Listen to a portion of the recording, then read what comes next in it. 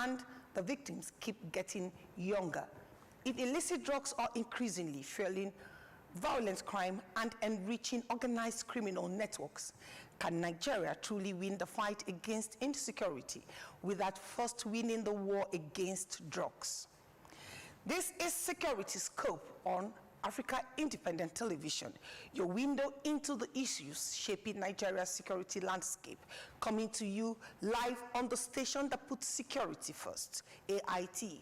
I'm Ada Bisom Ononye. When we return, we examine why Edo State has become a major frontline in Nigeria's fight against illicit drugs. Stay with us.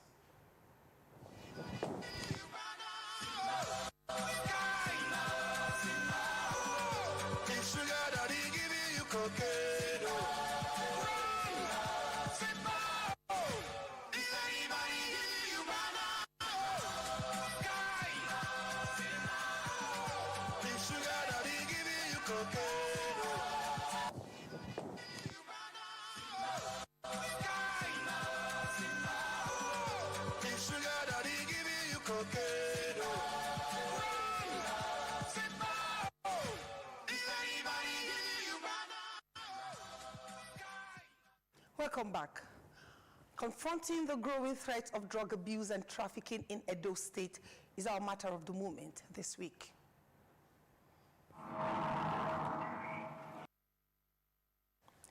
Illicit drug trafficking and abuse has evolved beyond a public health challenge into a serious national security concern.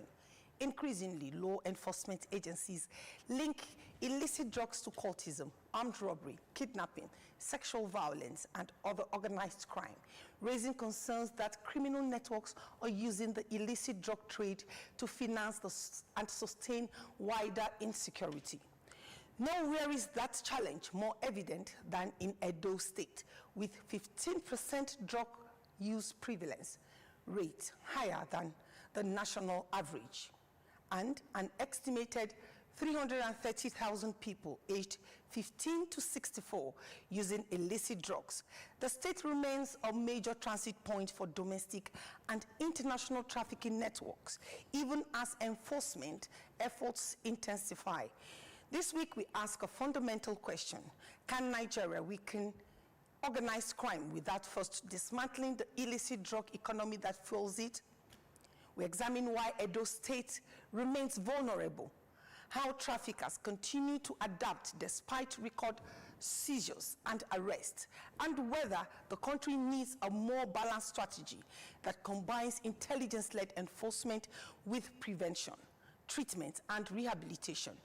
Joining us to unpack these critical questions is the commander of the National Drug Law Enforcement Agency, NDLEA, Edo State Command, Dr. Commander Michel Ofoyeju, who is leading the agency's campaign against illicit drug trafficking, substance abuse, and organized drug crime in one of Nigeria's most affected states. Welcome to Security Scope, Dr. Michel. Thank you. Now, the fight against illicit drugs is not just about seizing narcotics or arresting traffickers. It is also about how that the command has been responding. Can you give us a background of how that the Edo State Command has been responding to this menace in Edo State? Thank you very much. The problem is not limited to Edo State. As a matter of fact, it is a global challenge. We've had so many reasons why drug trade is thriving. Edo State is at the middle or the heartbeat of the country. What that means is that drugs that are coming from Lagos, they're going to the southeast and south-south, they have to pass through Benin or Edo State. Then those that are coming from the southeast, going to southwest, they pass through Edo State. And also fundamentally, Edo State is one of the major cannabis producing states, where skunk cannabis is cultivated in forests, harvested, processed, and taken to other parts of the country. So the geographical location, the high demand, like you rightly observed in your introduction, 15% prevalence, slightly higher than the national prevalence, and economic vulnerability are some of the factors that is contributing to the criminal trade in narcotics in Edo State. Let's talk about the significant successes over time in Edo State Command of the NDLEA. You recently destroyed about 73 tons of illicit drugs worth 2-point-something billion naira, yet the illicit trade has persisted. You leave me and many Nigerians to wonder how traffickers are adapting to enforcement efforts and what emerging trends you are seeing in Edo State. Thank you very much. The illicit trade in narcotics in Edo State is highly adaptive, but the good news is that we are winning the war. Over the years, the mode of concealment has always been changing. For instance, just recently we discovered over 500 kilograms of skunk cannabis concealed in a shrine at Igwe community in Owa East local government area of the state. Apart from that, we have also discovered that residential houses are being used as illicit warehouses for narcotics. There is also the late night movement. Just last week, we intercepted a Toyota Sienna with 43 bags of cannabis. And the movement was at about 1:30 to 2 a.m. So these are some of the tricks and the modes of operation of the drug cartels. So they change from time to time, but through intelligence-led policing and interception, we have remained, in full control of the drug control activities in Edo State.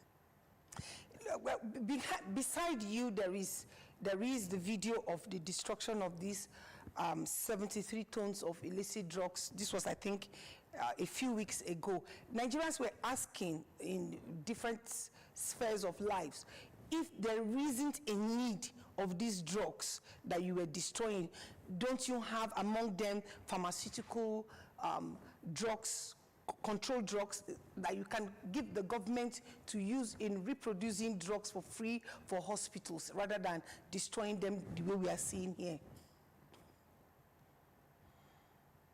Well, the truth is that there is a strong link between illicit drugs and crime. The connection is both strong and symbiotic. Yes, Dr. Michel, before we come to that, this destruction of drugs that we are seeing on the screen now, do you not have among them the ones that can be given to pharmaceutical companies to reproduce some medications that Nigerians can make good use of rather than destroying them? Nigerians are asking. Every time NDLEA destroy drugs like this, people wonder, are these drugs not necessary for any other thing apart from destruction? If you can just highlight that for us. If I can, the line is a bit faint, but if I can hear you, are you asking why narcotics are being destroyed? Yes, I'm asking that, and I'm asking, aren't there other use in the pharmaceutical industry that you can take some of these drugs rather than destroying them outrightly? because the government still spends Okay, money thank you very much. to import The drugs that we some are of these destroying, controlled drugs that we are destroying. Yes. drugs that we are destroying, they are bad. You know, they are harmful to human health. For instance, cannabis. The drugs that we destroyed contains cannabis, contains cocaine, contains methamphetamine, contains codeine cough syrup, tramadol, danabol, and many others. So these are drugs that have been found to be harmful to human beings when they are consumed. For the controlled pharmaceuticals, they can only be taken on medical prescription. So for us, the destruction is timely and is in order to safeguard public health. All right, so let's go to the nexus between crime. Over time, we've heard security experts tell us or give us a breakdown of how crime and drug abuse or illicit drug use is linked to insecurity. In your operations for the last years that you have been an NDLEA officer, and particularly in Edo State, how are traffickers adapting? I mean, how strong is the connection between illicit drugs and insecurity in Edo State? We've seen recently in this first half of the year in 2026, Edo State have recorded quite a number of kidnappings. Even in the daytime, they kidnap people in the marketplaces, in busy areas. And today, you are saying that there is an intelligence that has revealed the relationship between this drug menace and insecurity in Edo State. Give us a picture of that. Okay, thank you very much. The truth is that drugs and crime, they are interlinked. They are highly interwoven. Apart from the fact that the connection is both is strong, it is also symbiotic. What that means is that drug criminals or members of the criminal drug cartels, they rely on the profits they generate from drugs in financing criminal activities. In addition, the drug use also give them the Dutch courage to perpetrate heinous crime. You know, the drug lowers their inhibition, it increases their aggression, and also dull their sense of sympathy. And that is why when they are high on drugs, they can take human life without being sympathetic.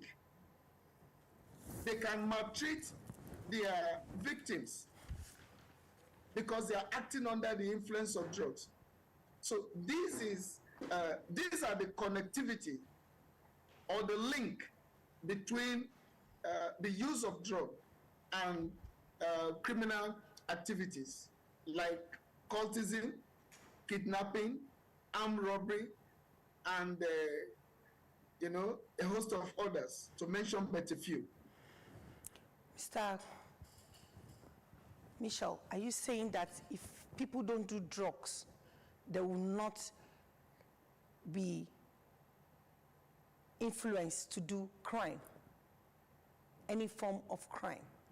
Are you saying that all forms of crime has been linked to drug abuse, illicit drug substance usage? Is that what you're saying?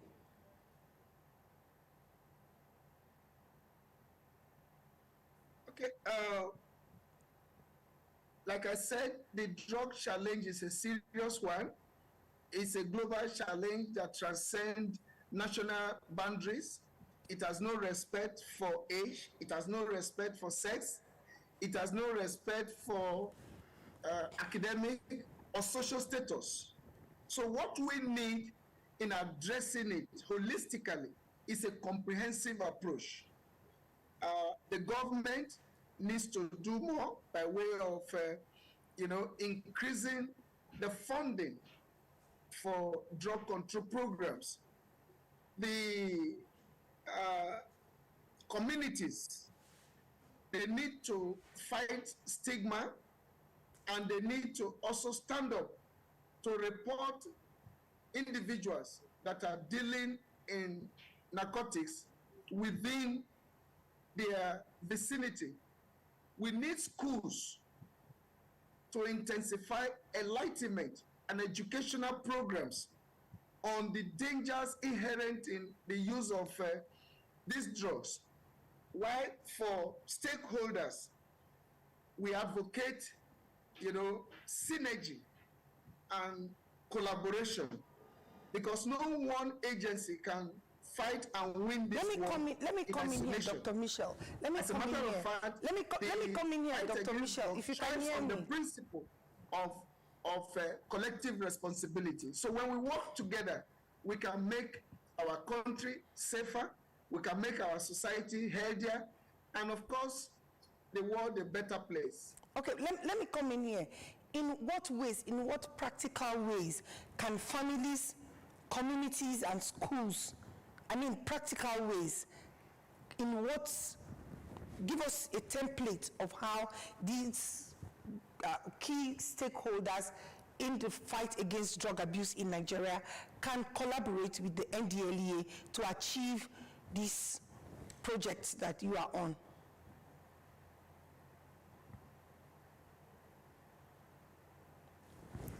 Did you hear me, Dr. Michel? I can't hear you. Okay, I'll take that again. In what practical ways can schools, families, communities collaborate with the National Drug Law Enforcement Agency to curb, if not to completely eradicate, to curb the menace of drug abuse and its resultant side effects?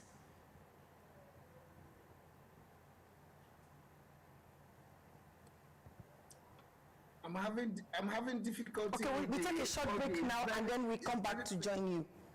We take a short break now and then we come back to join you. The program continues after this break.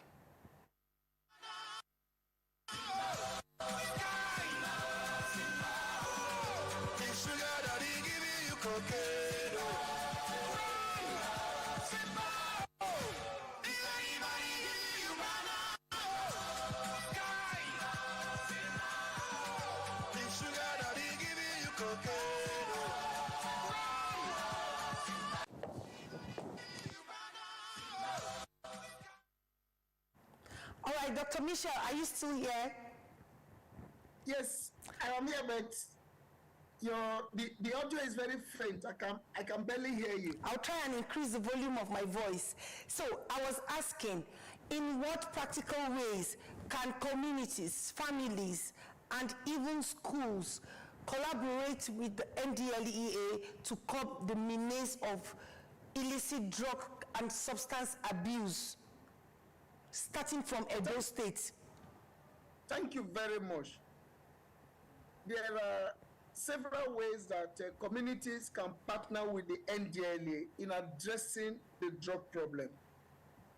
Number one, every stakeholder must understand their roles.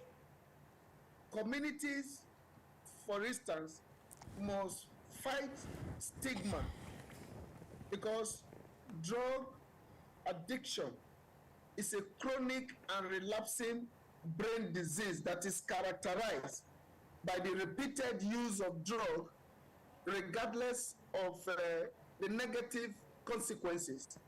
So communities need to understand this public health dimension of drug use and treat those with drug use disorders with more love and professionally. Then for schools, churches, and other agents of socialization, they need to stand up to their own responsibilities. Sensitization, anti-drug abuse education should be the watchword. They need to intensify efforts.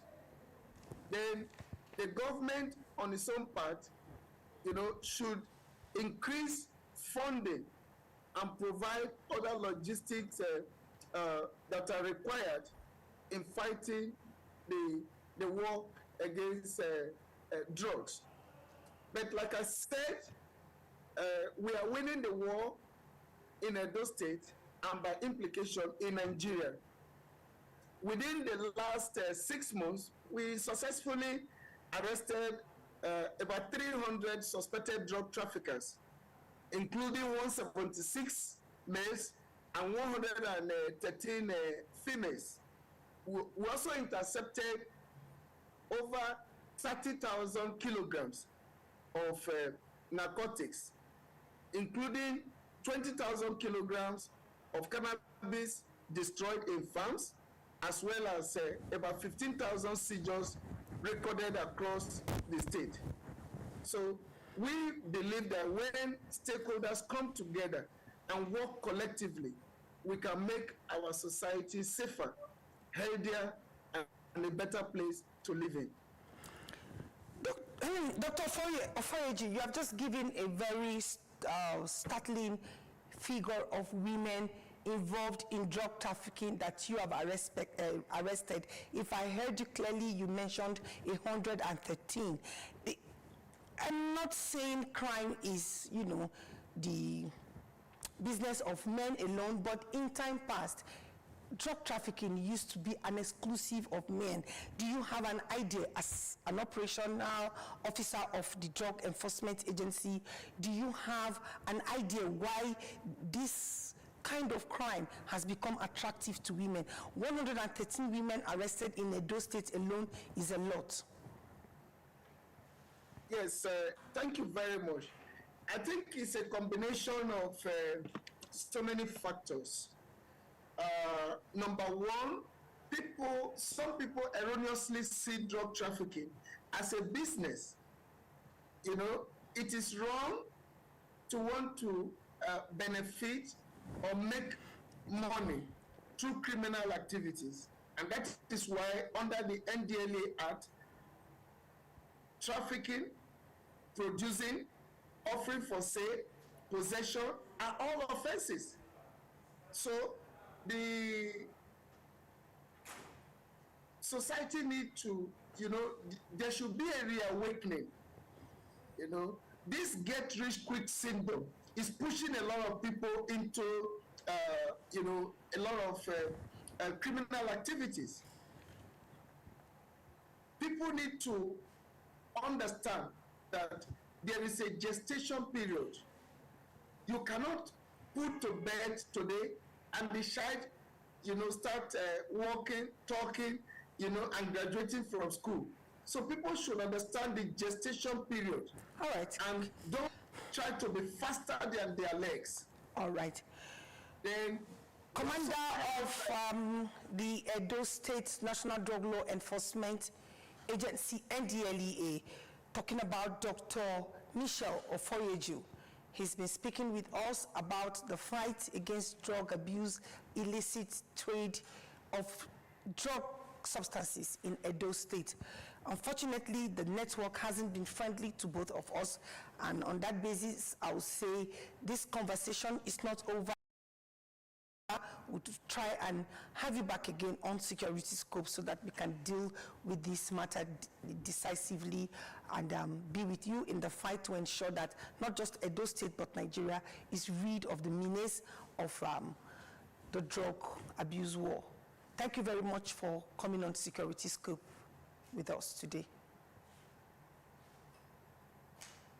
All right, the fight against illicit drugs is not just about seizing narcotics or arresting traffickers. It is about protecting families, safeguarding communities, and denying organized criminal networks the resources they use to fuel insecurity. If Nigeria is to build a safer future, the war against drugs must remain everyone's responsibility. Thank you for watching Security Scope. Remember to keep it real and say no to drugs. See you next week.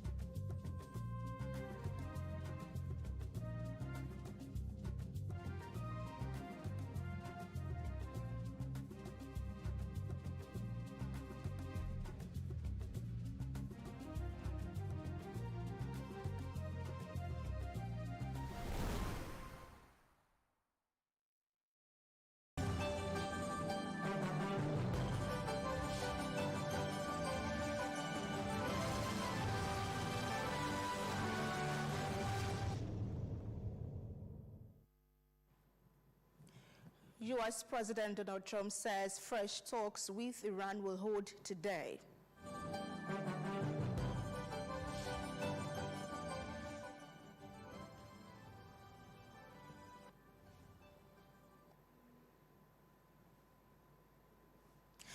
At least 72 people have died in Spain's Ceuta migrant rush.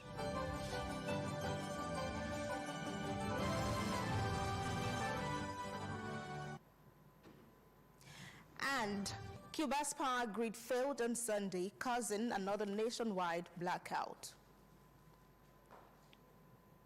This is the World News on AIT. I am Onoshorena Obozege. You're welcome. We start from U.S. this afternoon, where the President, Donald Trump, has said new talks with Iran will begin on Monday after calling off what he said would have been massive strikes on the country.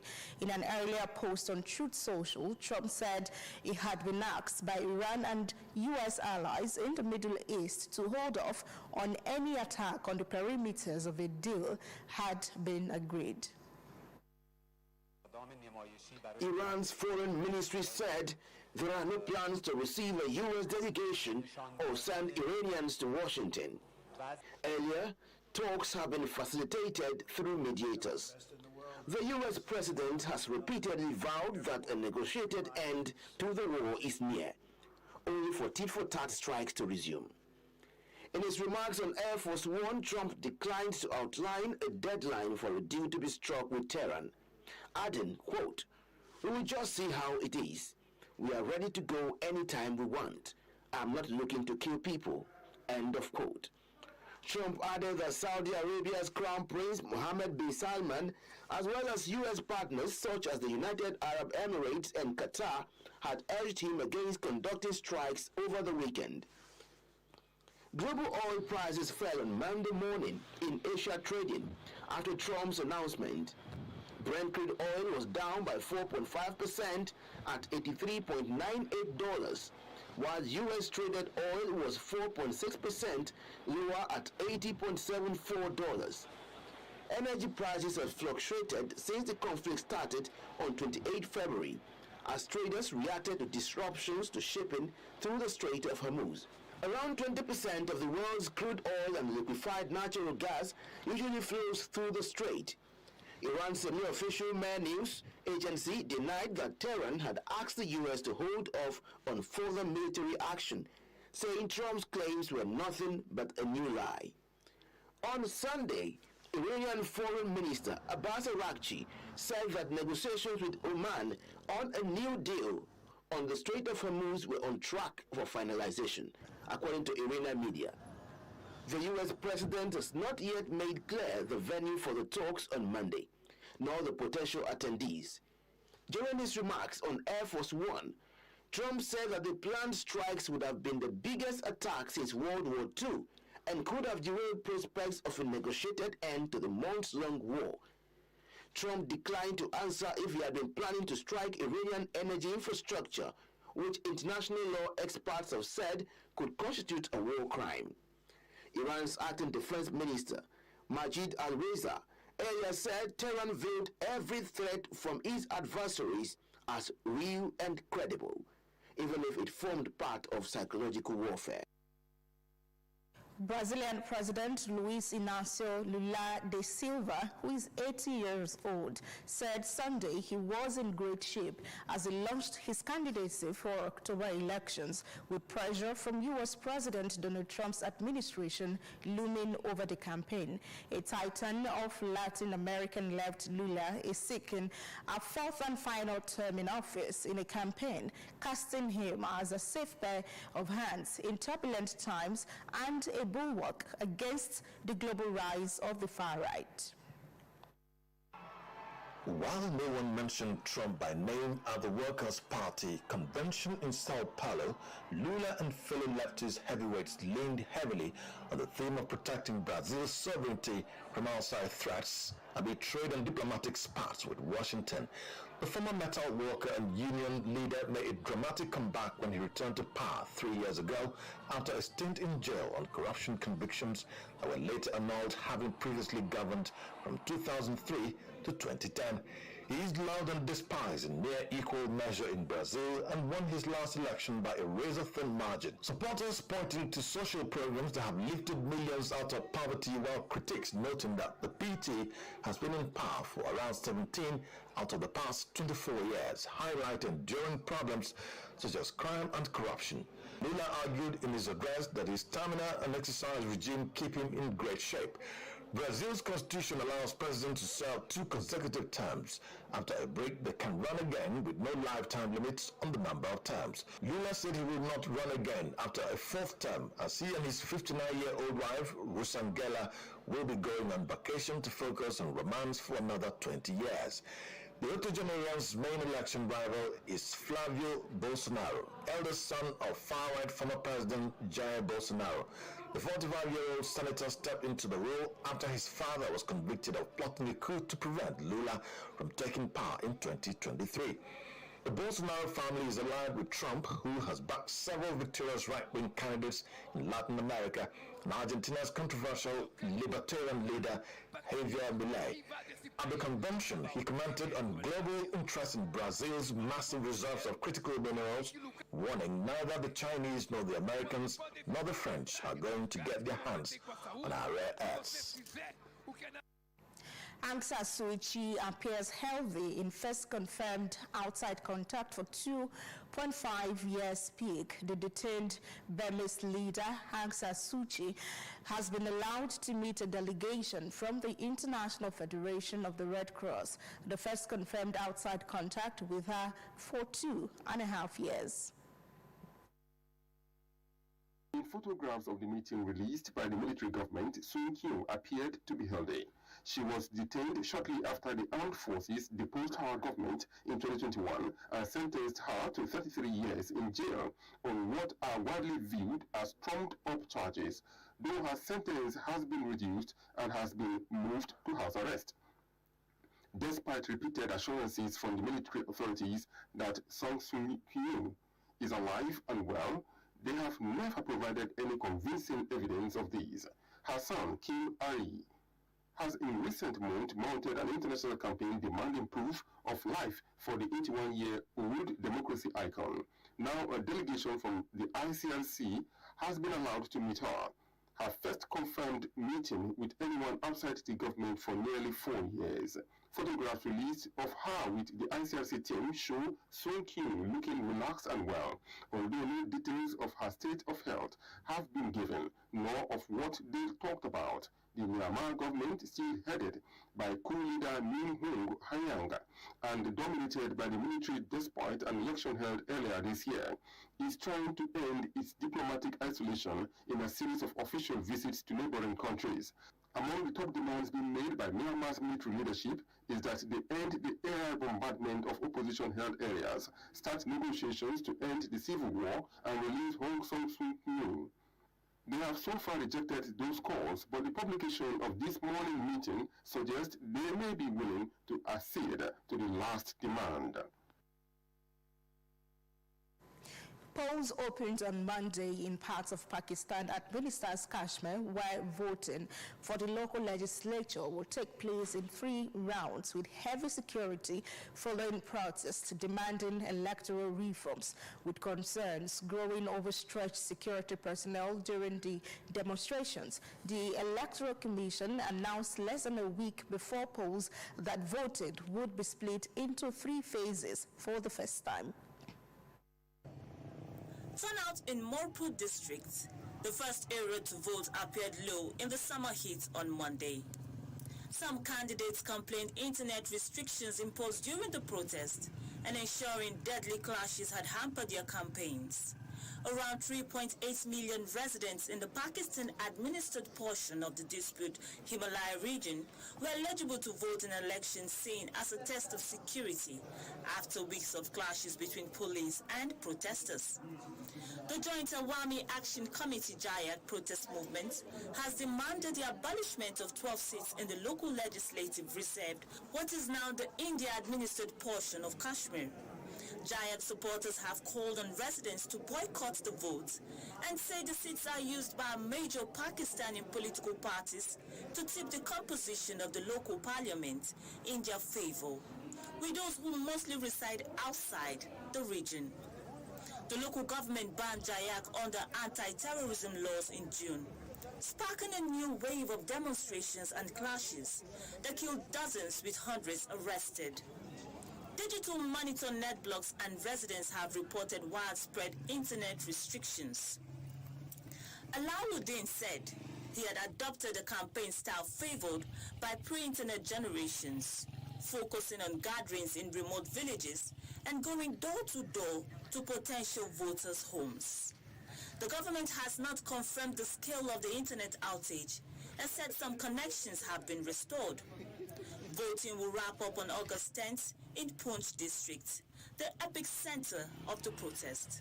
Muslim majority Kashmir is claimed in full by both India and Pakistan, but has been divided between the two countries since their independence from British rule in 1947.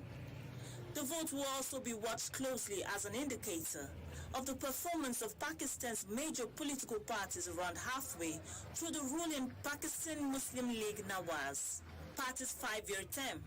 Former Prime Minister Nawaz Sharif, brother of the sitting premier, visited the regional capital Muzaffarabad last week to campaign for PMLN, trading jabs with rival Pakistan People's Party.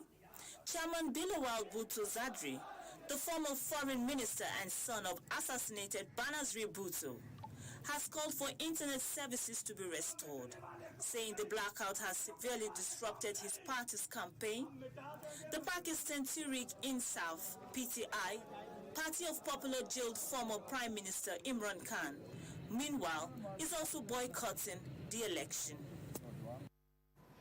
At least 3 persons have been killed and 21 injured after a homemade explosive device was detonated at an Italian restaurant in Moscow, Russia. State media reports quoting security officials. The blast happened at about 2000 local time on Kudryskaya Square near the city center. The National Anti-Terrorist Committee said a woman carrying the explosives tried to enter the restaurant but was stopped by a security guard. The device detonated, killing the woman, the guard, and a visitor to the Bauzi Rossi restaurant, which had been holding a private function. Authorities have not said who they believe was the target, but many Muscovites will suspect a link to the war in Ukraine. The mayor of Moscow, Sergei Sobyanin, said the blast was a cruel act of terror which took human lives. He said law enforcement agencies were working to establish what had happened. In recent years, several senior Russian military figures have been assassinated in and around the Russian capital. Moscow has blamed Kyiv for those attacks. Initial reports said the blast happened in the establishment's kitchen, but the restaurant later issued a statement saying there was a problem outside. The restaurant is located in one of Moscow's famous Stalin-era skyscrapers, with roads around the square briefly closed. Dozens of cyclists had been gathering nearby for an evening ride through the city, but the event was cancelled. Video released by Russia's RIA news agency showed heavily armed law enforcement officers at the scene, which had been closed off to members of the public. The Bauzi Rossi restaurant apologized on social media for its initial post after the explosion, saying it had been removed as it was highly inappropriate given the circumstances. State media reported that it had originally posted on Instagram that everything was safe on the premises. The restaurant said it had taken measures to ensure it would not happen again and said staff were focused on assisting guests and emergency services at the time. At least 70 people died during the recent mass influx of migrants into Spain's Ceuta enclave from Morocco, Spain officials said on Sunday, though Moroccan officials later presented a lower estimate. Most of the estimated 60,000 people who rushed into Spain's North African territory, most by swimming, have returned to Morocco since the territory's largest mass migrant crossing. Spanish planes and troops patrolled the streets of Kuwait on Sunday as the enclave largely returned to normal after the sudden mass influx of migrants from Morocco that had occurred between Wednesday and Friday. Only small groups of migrants were still walking around after most who crossed the small border barrier returned voluntarily to Morocco in 48 hours. Reports say on Saturday, migrants minors were seen milling around in a disused industrial park in Quetta. Others were seen dozing off on the pavements outside. The largest migrant rush into the enclave has caused an international crisis for Spain, with European partners criticizing Madrid for its immigration policies. Outside a housing project near Quetta's port, Spanish soldiers detained a group of 9 tired-looking migrants who were sitting on the pavement, guarded by troops with an armored car. Spain has blamed criminal gangs for spreading rumors that a recent Supreme Court ruling on immigration will allow migrants easier passage. Some analysts suggested Morocco could allow migrants to cross the border to put diplomatic pressure on Spain, which had recently improved ties with Rabat's arch-enemy, neighboring Algeria. In 2021, around 10,000 migrants crossed into Quetta, taking advantage of Morocco easing border controls as a way to pressure Spain. Moroccan officials have so far not offered any statement on the crisis, but some of those who crossed the border said they had heard the border was open. The EU said it will hold a video call on Tuesday after 22 bloc members issued a joint letter calling for an urgent meeting to agree a speedy, coordinated response and to prevent further uncontrolled crossings. Italy on Saturday implemented a 1-month suspension of its Schengen agreement with Spain, allowing for visa-free movement between borders. Spanish Prime Minister Pedro Sanchez, in a letter to European Union leaders, blasted that selfish action by some European countries. Cuba's power grid failed on Sunday, causing another nationwide blackout, a state utility said in a social media post. As the lights suddenly turned off across Havana, residents who sat outside to get some respite from the summer heat audibly groaned en masse. Cuba has been suffering rolling power cuts due to aging equipment and a U.S. energy embargo that halted regular deliveries on fuel for power stations. State-run UNE said there was a total disconnection of a national electricity system, plunging the country, including the capital, into abrupt darkness. This is just the latest in the series of total collapses of the electricity grid. Just 24 hours ago, the whole rest of the country went dark. The power cuts have made normal life almost impossible, with each outage also meaning that water supplies trickle away and ceiling fans slow to a halt. It is a growing strain for society used to adversity, but now stuck in the months-long crisis that has no obvious end in sight. Residents in the worst affected areas have vented their frustrations by setting piles on trash on fire or banging on pots and pans. The Ministry of Energy said the protocols to reactivate the grid were underway. Washington has authorized the arrival of only one Russia tanker carrying 100,000 tons of crude, which came in March. Those reserves have since been exhausted. In addition to enacting an oil blockade, the Trump administration has ramped up sanctions against Cuban state-owned businesses, prompting many foreign firms to suspend operations in the country. The United States has also indicated former President Raul Castro, brother of revolutionary leader Fidel Castro, over the downing of 2 civilian planes 3 decades ago. Talks between Havana and Washington appear to have amounted to little. Havana has enacted a series of free market reforms to give the economy a boost. Still watching the world news on AIT, we'll take a short break and return for more stories. The stories now break online.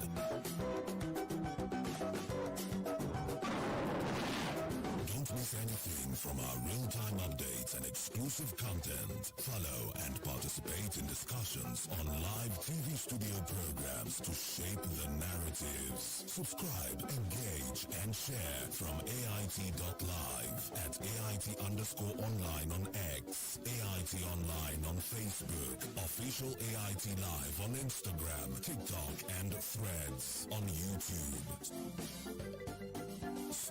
connected with AIT. On air, online, on live. The federal government has been urged to harness Nigeria's bamboo resources to cut carbon pollution, create jobs, and boost the green economy.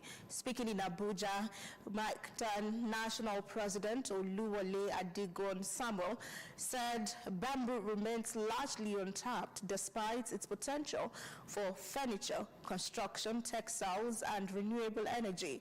He urged ministries of environment, agriculture, industry, and trade to develop policies that support bamboo cultivation and local manufacturing. The association also seeks support and partnership for a proposed national stakeholders conference on bamboo development and climate mitigation. Government, INBA, ICBR, and China Aid, as well as Chinese Consul General in Lagos, Yan Yukin, for sponsoring a recent international conference in Beijing on bamboo as a substitute for plastic. MICTAN said with growing climate concerns, Nigeria must leverage bamboo as a renewable resource for environmental sustainability and economic diversification. Nigeria's ambassador to the State of Israel, Her Excellency Nkechi Linda Ufochukwu, on Monday, August 3, 2026, formally presented her letters of credence to the President of Israel, His Excellency Isaac Herzog, at the presidential residence in Jerusalem. The ceremony marks the official commencement of Ambassador's diplomatic mission in Israel. Speaking shortly after the presentation, Ambassador conveyed the goodwill of President Bola Tinubu and the people of Nigeria to the government and people of Israel. She reaffirmed Nigeria's commitment to strengthen the long-standing friendship between both nations. The ambassador outlined key areas of priority during her tenure to include trade and investment, agriculture and food security, technology and innovation, defense and security cooperation, healthcare and culture, as well as people-to-people exchanges. President Herzog, while welcoming the Nigerian envoy, expressed Israel's readiness to work closely with Nigeria to advance shared interests, particularly in innovation and counter-terrorism. Diplomatic observers note that Ambassador's deployment comes at a time when both countries are seeking to broaden economic partnerships and leverage opportunities in tech and agricultural sectors. Her appointment is widely regarded as a renewed push to elevate Nigeria-Israel relations and unlock new avenues for collaboration between Africa's largest economy and the Middle East's leading innovation hub. And up next is Sports Track.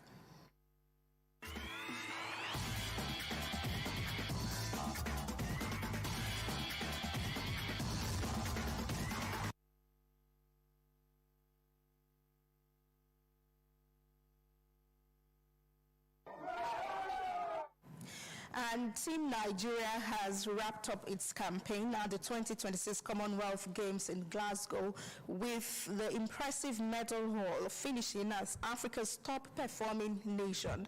The contingent secured 24 medals to place 6th overall, with several athletes producing memorable performances, including a historic achievement in judo. Here is the report.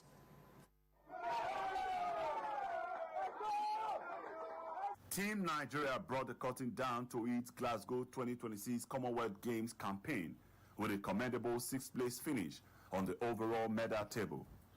The Nigerian contingent won a total of 24 medals, comprising 10 gold, 7 silver, and 7 bronze medals to emerge as the highest-ranked African nation at the Games. One of the biggest highlights of the competition came in judo, where Enku Ekuta made history by winning bronze in the women's under 63 kilogram category. The achievement ended Nigeria's 24-year wait for a Commonwealth Games judo medal and marked a major milestone for the sports in the country.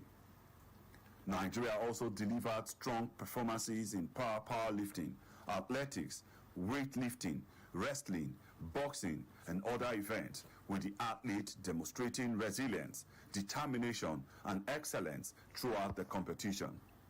The impressive outing reflects the country's continued progress on the international stage and the impact of sustained investment in athlete development and preparation. That is what we have to start working for now, a legacy that return Nigerian sport to the #1 destination, and is a nation that is now in the map as a nation that sport tourism is now adding very much to our GDP.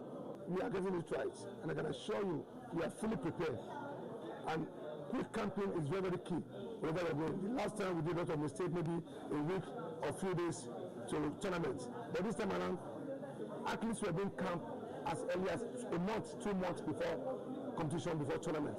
As the curtain falls on the Glasgow Games, Team Nigeria will return home with renewed confidence and valuable experience, setting its sight on future continental and global competitions with the ambition of building on these encouraging performances. Osaibovo Usifo, AIT News, Abuja. Nigeria's Super Falcons have turned their attention to a decisive final Group C encounter against Egypt at the 2026 Women's Africa Cup of Nations, knowing that only victory will guarantee a place in the knockout stage. The 9-time African champions revived their title defense with a hard-fought 1-0 victory over Zambia in their second group match after suffering an opening day defeat.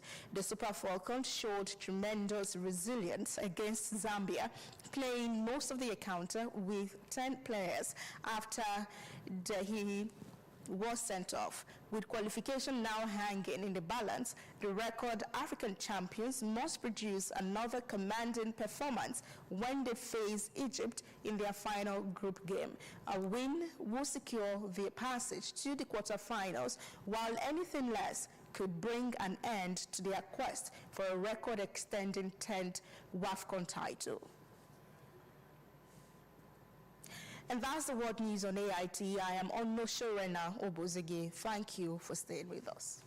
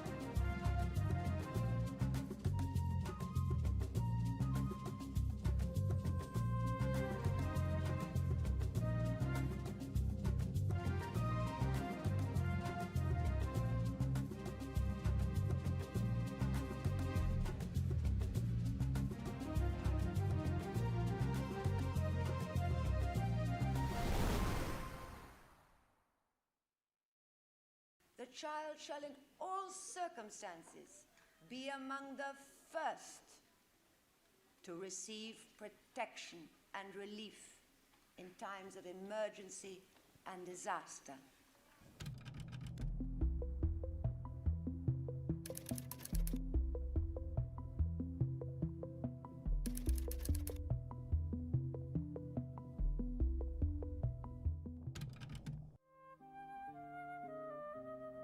UNICEF means the survival, development, and protection of children all over the world. Africa, Asia, South America, everywhere. Ms. Hepburn traveled to virtually every area of the world where children and women are in need of assistance, giving them hope and comfort with her presence and tenderness.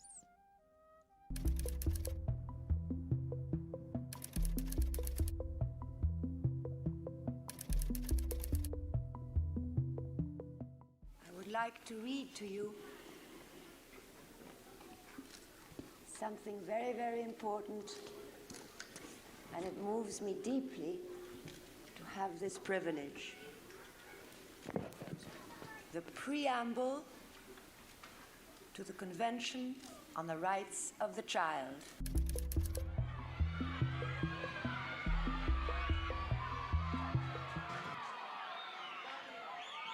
The child needs love and understanding and shall have the right to grow up in an atmosphere of affection and security. The child shall be entitled to grow and develop in health and shall have the right to adequate nutrition, housing, recreation, and medical services. The child is entitled to receive education and an opportunity to develop abilities in order to become a useful member of society.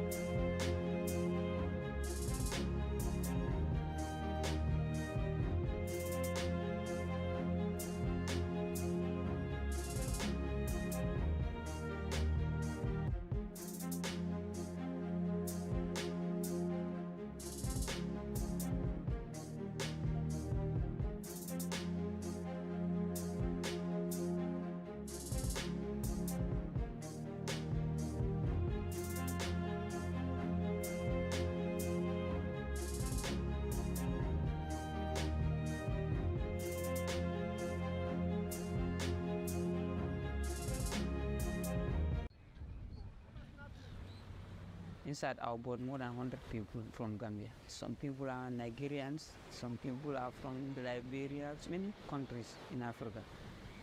The day we try to cross, our boat have problem, and the weather also is not that much good.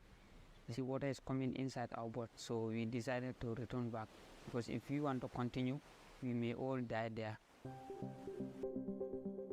I want to go to Italy that time.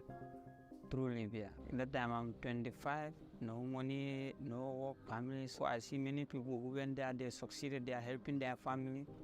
So I also decided to go. When I succeed, I also help his family issue. I used to watch news. I see some people die there, but what I intend, I should try and get that one. From Gambia here, I went to Mauritania. And I spent 5 months in Mauritania. Then from Mauritania, I went to Mali. And from Mali, I went to Niger. Yeah, Niger, we spent some months there. Then from Niger, we went to Libya. I stayed in Libya 1 year, some months. The whole journey took me 2 years, some months. We are doing construction works and more work so that you can get money. In Libya, you go to Sabah, from Sabah to Tripoli. And from Tripoli, you go to Riverside, where they take boat to cross. We spend some months at Riverside, try to cross, but unfortunately, we cannot. Yeah.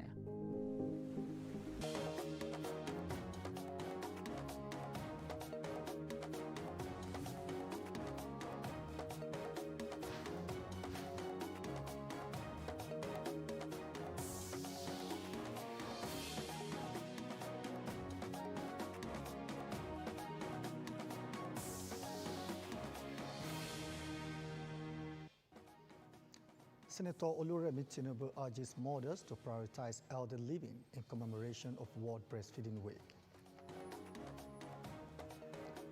Rising cost of house rent worsen in Kogi as residents demand passage of proposed tenancy law. Farmers embrace agroecology to secure Nigeria's food future. This is Abuja Report on AIT. I am Landry Balola. Welcome. We start with the FCT development, where the Minister of the Federal Capital Territory, FCT, Nyesom Wike, has confirmed plans to transform the abandoned recreational gardens at the Life Camp roundabout into a modern leisure and sporting facilities.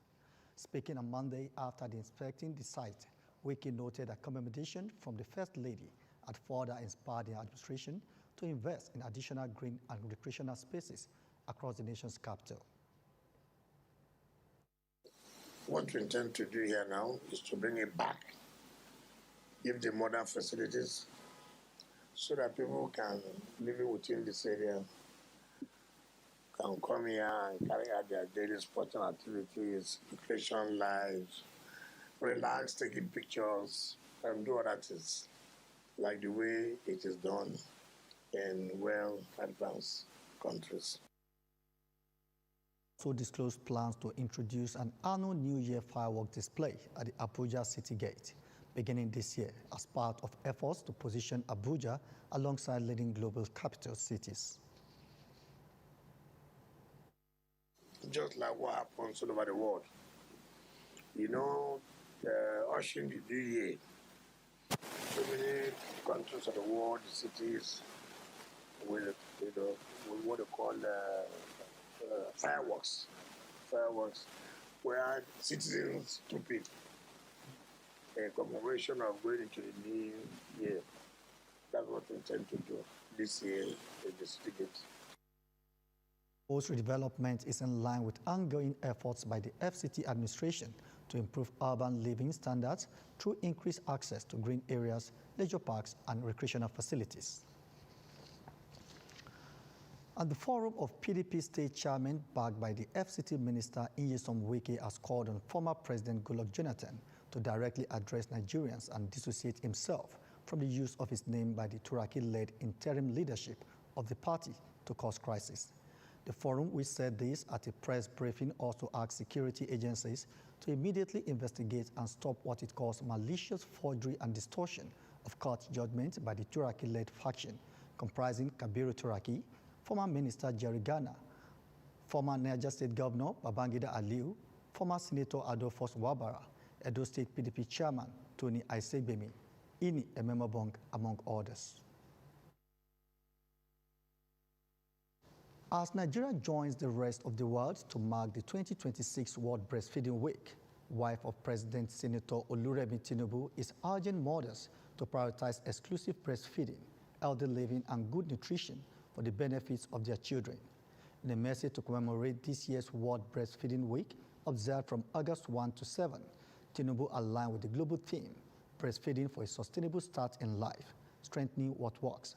She described breastfeeding as the foundation for a child's healthy growth and lifelong development, saying it remains one of the most important investments in the future of families and the nation. Senator Oluremi Tinubu also encouraged lactating mothers to adopt a healthy lifestyle and eat nutritious meals to promote their well-being and support the healthy development of their babies. She concluded by congratulating mothers on occasion of the 2026 World Breastfeeding Week and reaffirmed the importance of strengthening breastfeeding practices to give every child a healthy start in life. As Nigeria's economic challenges continue to bite, many residents of Kogi State are struggling under the weight of soaring house rents, with accommodation increasingly becoming unaffordable for low and middle income earners. In this special report, AIT correspondent Teba Akamba examines the growing housing crisis and why residents are calling on the Kogi State House of Assembly to fast-track the passage of the proposed tenancy law aimed at protecting both landlords and tenants. With an estimated population of about 4.5 million, Kogi State is largely dependent on the civil service, with limited industrial development to create employment opportunities and improve household incomes. Although previous administration initiated housing projects to address the state's growing accommodation needs, residents say those efforts have not kept pace with rapid population growth, leaving a widening housing deficit. The shortage of affordable housing has placed many residents at the mercy of landlords and property agents who continue to increase rents with little or no regulation. Today, a modest one-bedroom apartment in Lokoja can cost between 600,000 and 700,000 naira annually, while rents for 2- and 3-bedroom apartments have risen sharply depending on the location. For many families already grappling with rising food prices, school fees and other living expenses, securing decent accommodation has become an uphill task. That a 2-bedroom flat will now be going for almost a million naira, and 3-bedroom flat they will ask you go and bring 1.5 million naira. I think this is an aberration because Kogi State likely is a civil servant state. You cannot believe I was living in a house that was paid for 150. All of a sudden, you said it's 400. How do we call that? And the house is not built now. The house was built 2014.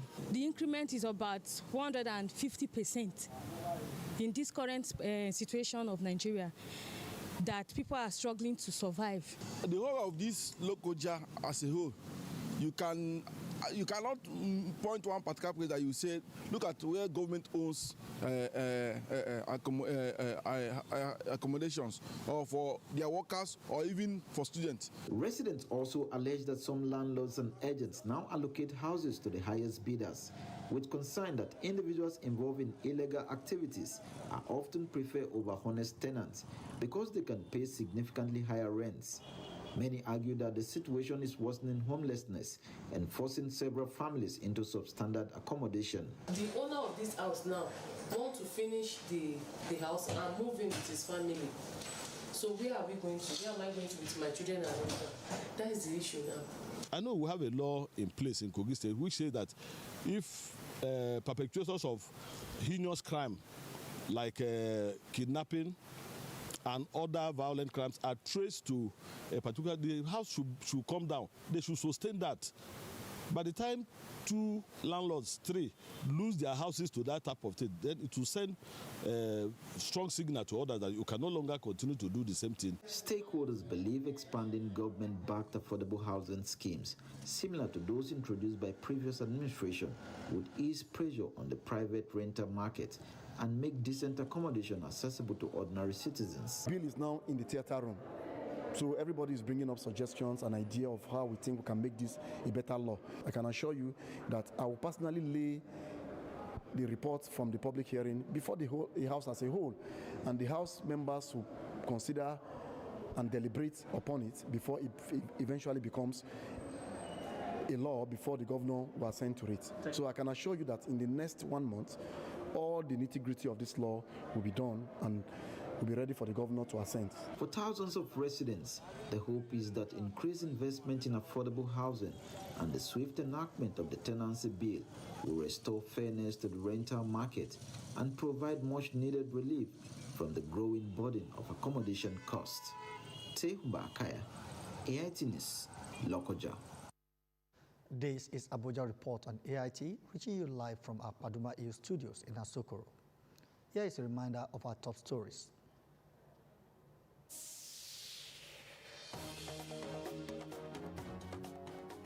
Senator Oluremi Tinubu urges mothers to prioritize healthy living in commemoration of World Breastfeeding Week.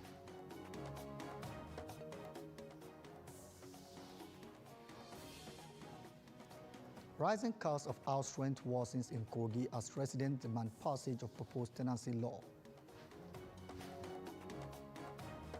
Farmers embrace agroecology to secure Nigeria's food future. Welcome back.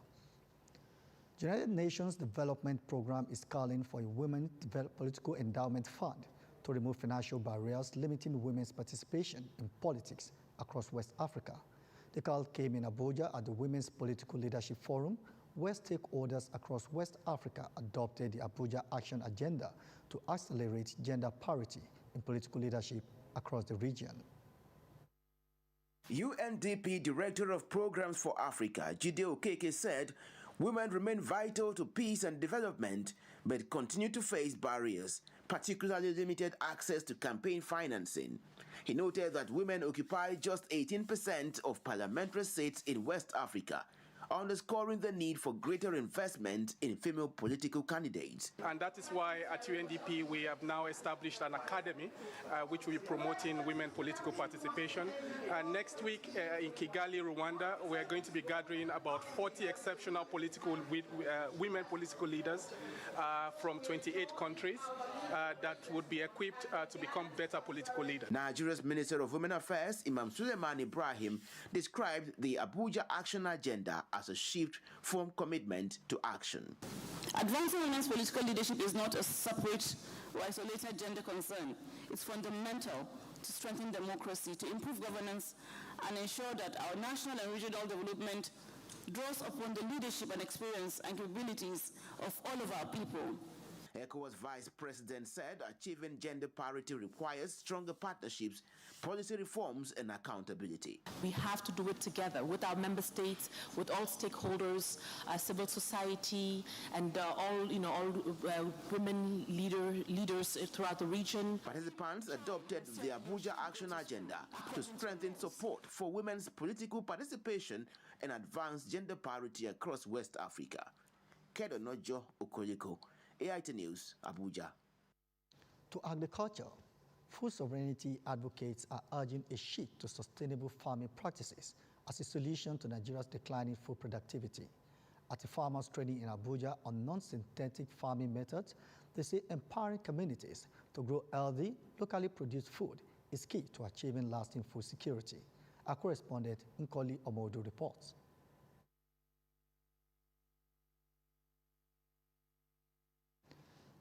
Away from that, a chief magistrate court in Duse Alaji within Buhari Area Council of the Federal Capital Territory has awarded a 20,000 naira cost against Nigeria Police over failure to produce a witness in court. The chief magistrate, Abdullahi Ilaya, handed out the cost in a case of disputed investment filed by the police against a businessman, Adetunji Konde, and his wife, Ajoke.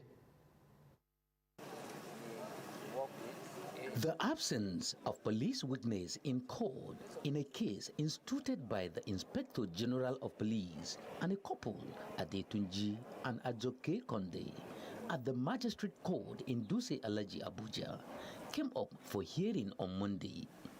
A police witness was billed to be cross-examined. This did not take place as the witness was absent in court. The prosecution counsel, Koglade, pleaded for an adjournment as the witness was on another official assignment. Defense counsel, Chidebem Ogunweze, argued that it was an attempt to frustrate a trial and demanded for cause.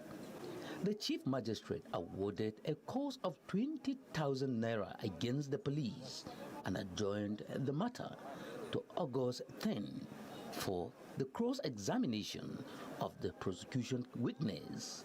I have never seen where a defendant is one that's asking for accelerated trial, begging the prosecution to come with all the witnesses, but they keep giving excuses.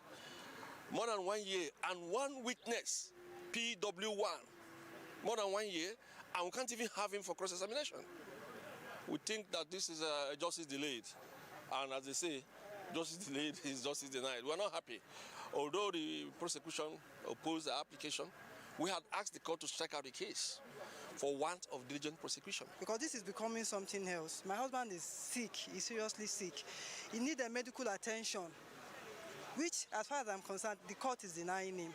Adetunji Konde and his wife, Ajoke, are standing trial for an alleged 100 million investment fraud, while Ajoke has been granted bail. Adetunji is still in prison custody over failure to meet his bail conditions. Dimas Nanzung, AIT News, Abuja. The trial of African Action Congress, AAC presidential candidate, Omoyele Sowore on alleged cyber defamation charges was told on Monday after a heated exchange between senior lawyers representing both parties forced the Federal High Court in Abuja to adjourn proceedings. The courtroom drama began when Showore's lead counsel, Adeyinka Olumide Fusika, SAN, applied for an adjournment, explaining that certified court document required for the cross-examination of the prosecution next witness had only been released to him on the day of the hearing, despite his application having been approved by the court days earlier. He argued that proceeding without sufficient time to study the document would not be good for the defense and sought a short adjournment to adequately prepare for the cross-examination of the next witness, a DSS operative. However, the prosecution counsel, Akinloju Kehinde, SAN, opposed the application, describing it as another attempt to delay the trial. He urged the Justice Mohammed Garba Umar to reject the request and foreclose the defense, arguing that the defense had consistently frustrated the proceeding and that only one witness had been called since the defense opened its case in March. Kehinde maintained that the repeated application for adjournment amounted to dilatory tactics and asked the court to bring the defense to a close in the interest of justice. The prosecution's request sparked a heated argument between the two senior advocates, with Olumide Fusika rejecting the allegation that he was deliberately delaying the case. The exchange quickly escalated into raised voices and accusation, prompting Justice Umar to intervene. The trial judge reprimanded both counsel, warning that such conduct was unacceptable and could warrant referral to the appropriate disciplinary authorities if repeated, while observing that the atmosphere in court was no longer suitable for the continuation of the hearing. The trial judge adjourned the matter to September 28 for continuation of the defense. That's Abuja Report on AIT. I am Landry Balola. Thanks for staying with us.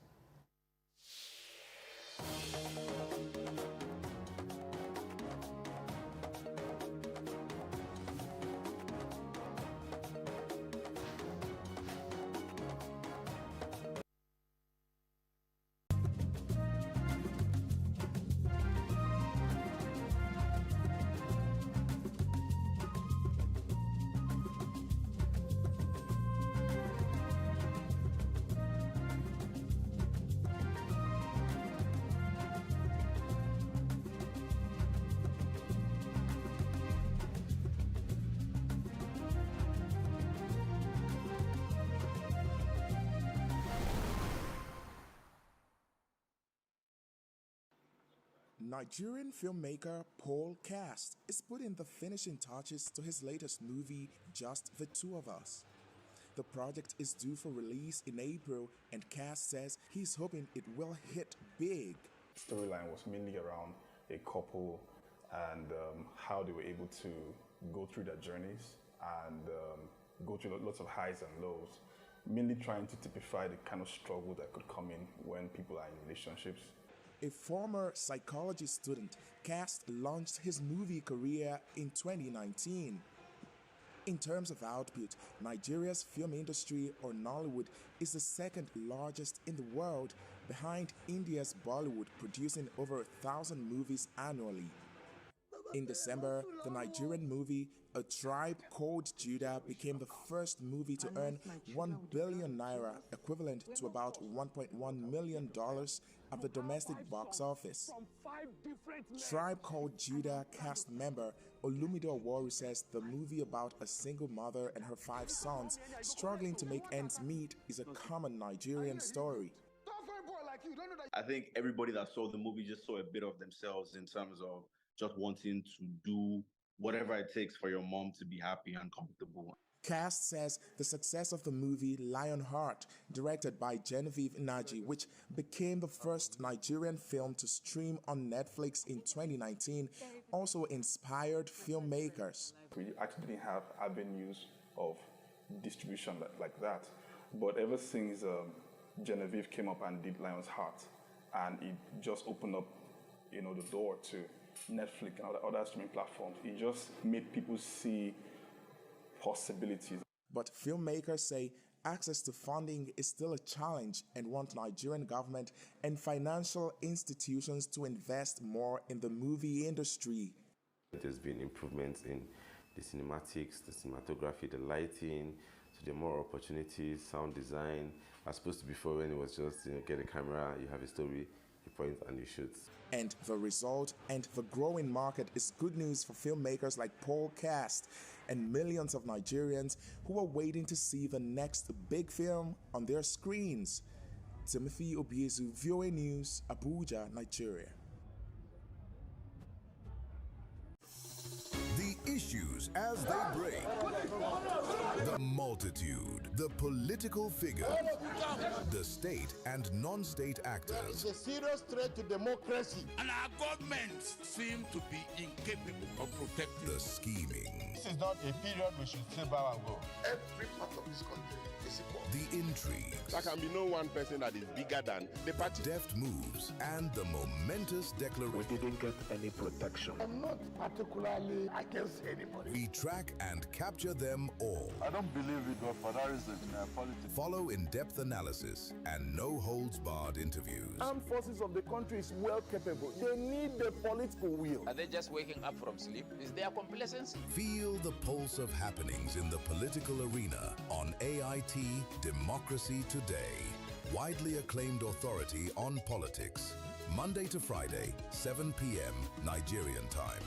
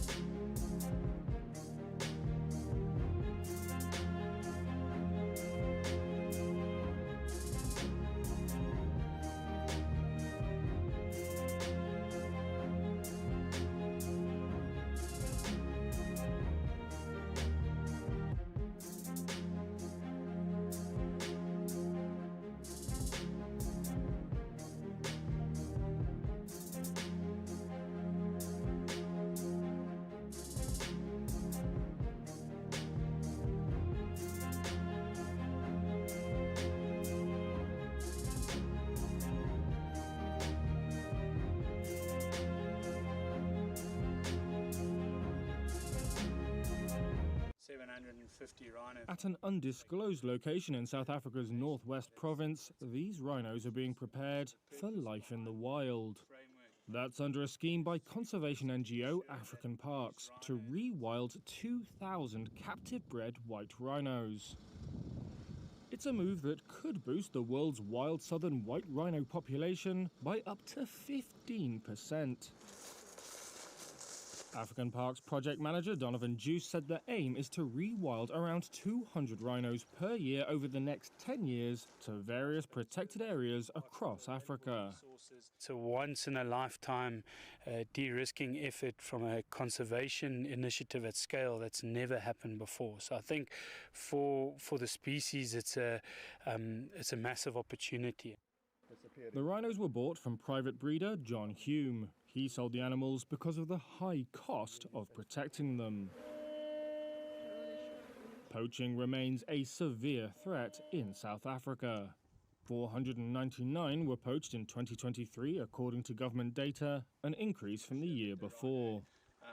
Rhinos are targeted for their horns, which are in demand in East Asia for traditional medicines and jewelry.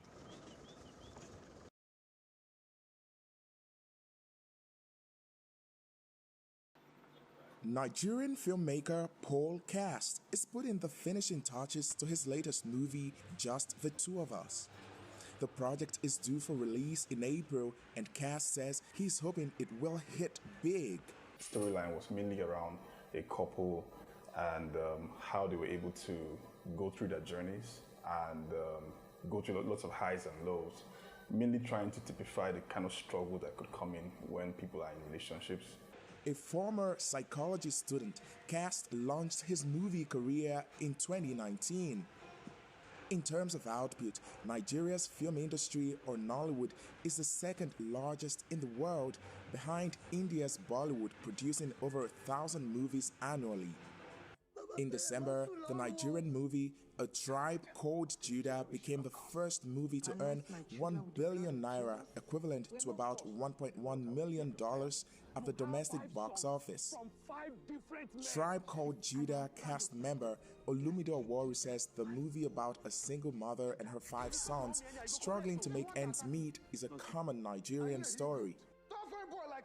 I think everybody that saw the movie just saw a bit of themselves in terms of just wanting to do whatever it takes for your mom to be happy and comfortable. Cast says the success of the movie Lionheart, directed by Genevieve Nnaji, which became the first Nigerian film to stream on Netflix in 2019, also inspired filmmakers. We actually didn't have avenues of distribution like that, but ever since Genevieve came up and did Lionheart, and it just opened up, the door to Netflix and other streaming platforms. It just made people see possibilities.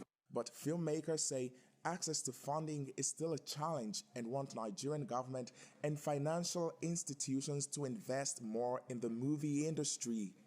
There's been improvements in the cinematics, the cinematography, the lighting, so there are more opportunities, sound design, as opposed to before when it was just, get a camera, you have a story, you point and you shoot.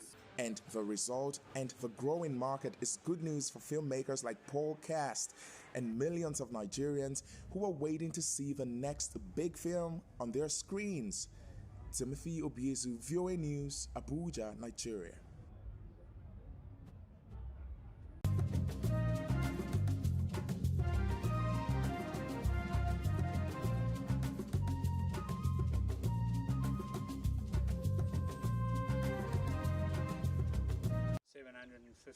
At an undisclosed location in South Africa's northwest province, these rhinos are being prepared for life in the wild.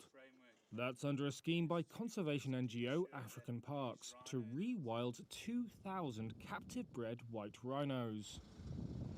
It's a move that could boost the world's wild southern white rhino population by up to 15%. African Parks project manager Donovan Juice said the aim is to rewild around 200 rhinos per year over the next 10 years to various protected areas across Africa. It's a once-in-a-lifetime de-risking effort from a conservation initiative at scale that's never happened before. So I think for the species, it's a massive opportunity. The rhinos were bought from private breeder John Hume. He sold the animals because of the high cost of protecting them.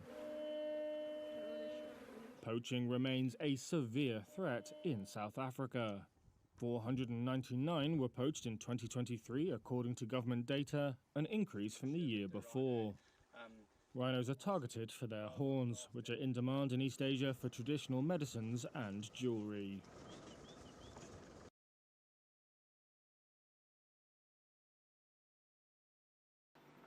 Nigerian filmmaker Paul Cast is putting the finishing touches to his latest movie, Just the Two of Us. The project is due for release in April, and Cast says he's hoping it will hit big.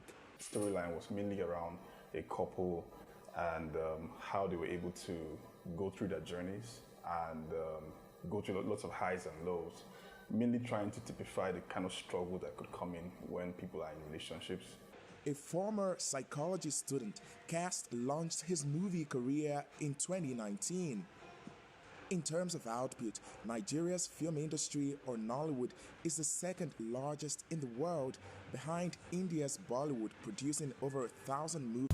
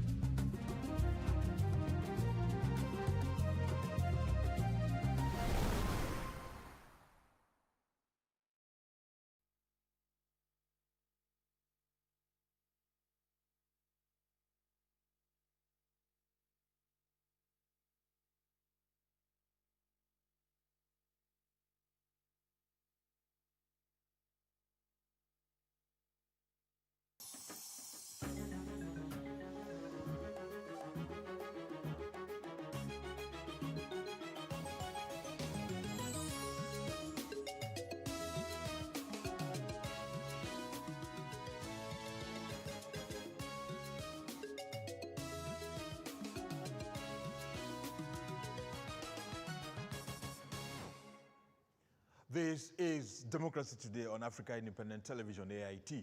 I am TV Tiav. Welcome. It is now official. Nigeria would have 19 presidential candidates on the ballot for the January 16, 2027 general election. This follows the release of the provisional list of candidates nominated and sponsored by registered political parties in Nigeria. Only 3 out of the 22 registered political parties will not be on the ballot. And these include the All Progressives Grand Alliance, APGA, and the Accord Party, that have both adopted President Bola Tinubu of the ruling All Progressives Congress, APC, as their candidate. Instructively, the release of the names and credentials of the presidential and vice presidential hopefuls instantly ignited fierce national debates over the legal and educational qualifications of those who wish to lead the country. What does the Constitution actually say about the minimum requirements for a party standard bearer? We shall look at this tonight, just as more than 100 politically exposed persons drawn from opposition parties, civil society, the academia, and public policy converged under a new political umbrella, the doctrine of necessity, a democratic opposition. And they made a bold prescription, demanding that opposition leaders in the country should bury their differences and field a single presidential candidate to challenge the ruling APC in 2027. But then, can a united opposition truly dismantle the incumbency of the APC, you would ask? Tonight, we'll dissect the friction between political strategy and constitutional law. And joining us to discuss these narratives are 3 distinct voices: a prominent member of the newly formed Doctrine of Necessity, a democratic opposition, a strong member of the ruling APC, and a seasoned constitutional lawyer to separate political rhetorics from the letter of the law. Our conversation will start right away after this break. Stay with us.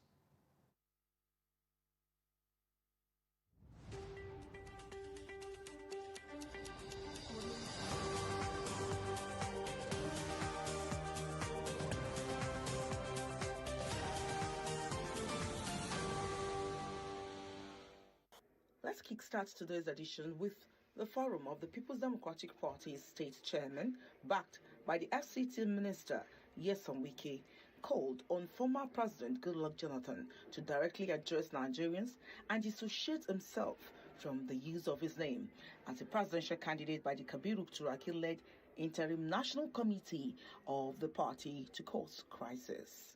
The forum, which said this at a media briefing, also asked security agencies to immediately investigate and stop what it calls misinterpretation, malicious forgery, and distortion of court judgments by the rival group. Your reward still guides this nation.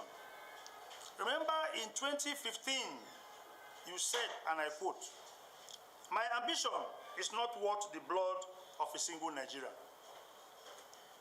We call on you, in view of the global image and moral authority you command, to address Nigerians directly and disassociate yourself from the continuous use of your name in this spectacle of macabre dance. Silence in the face of such misuse damages not just the party, but your own legacy of peace and statesmanship.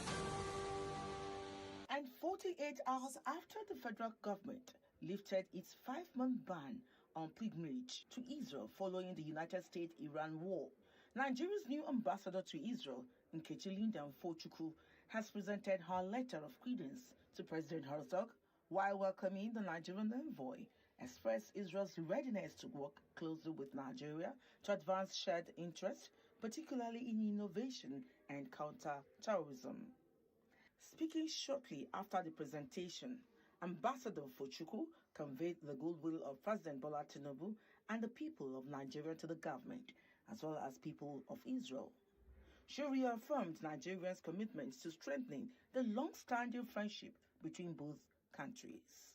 Ambassador outlined key areas of priority during her tenure to include trade and investment, agriculture and food security, technology and innovation, defense and security cooperation, healthcare, and cultural and people-to-people exchange.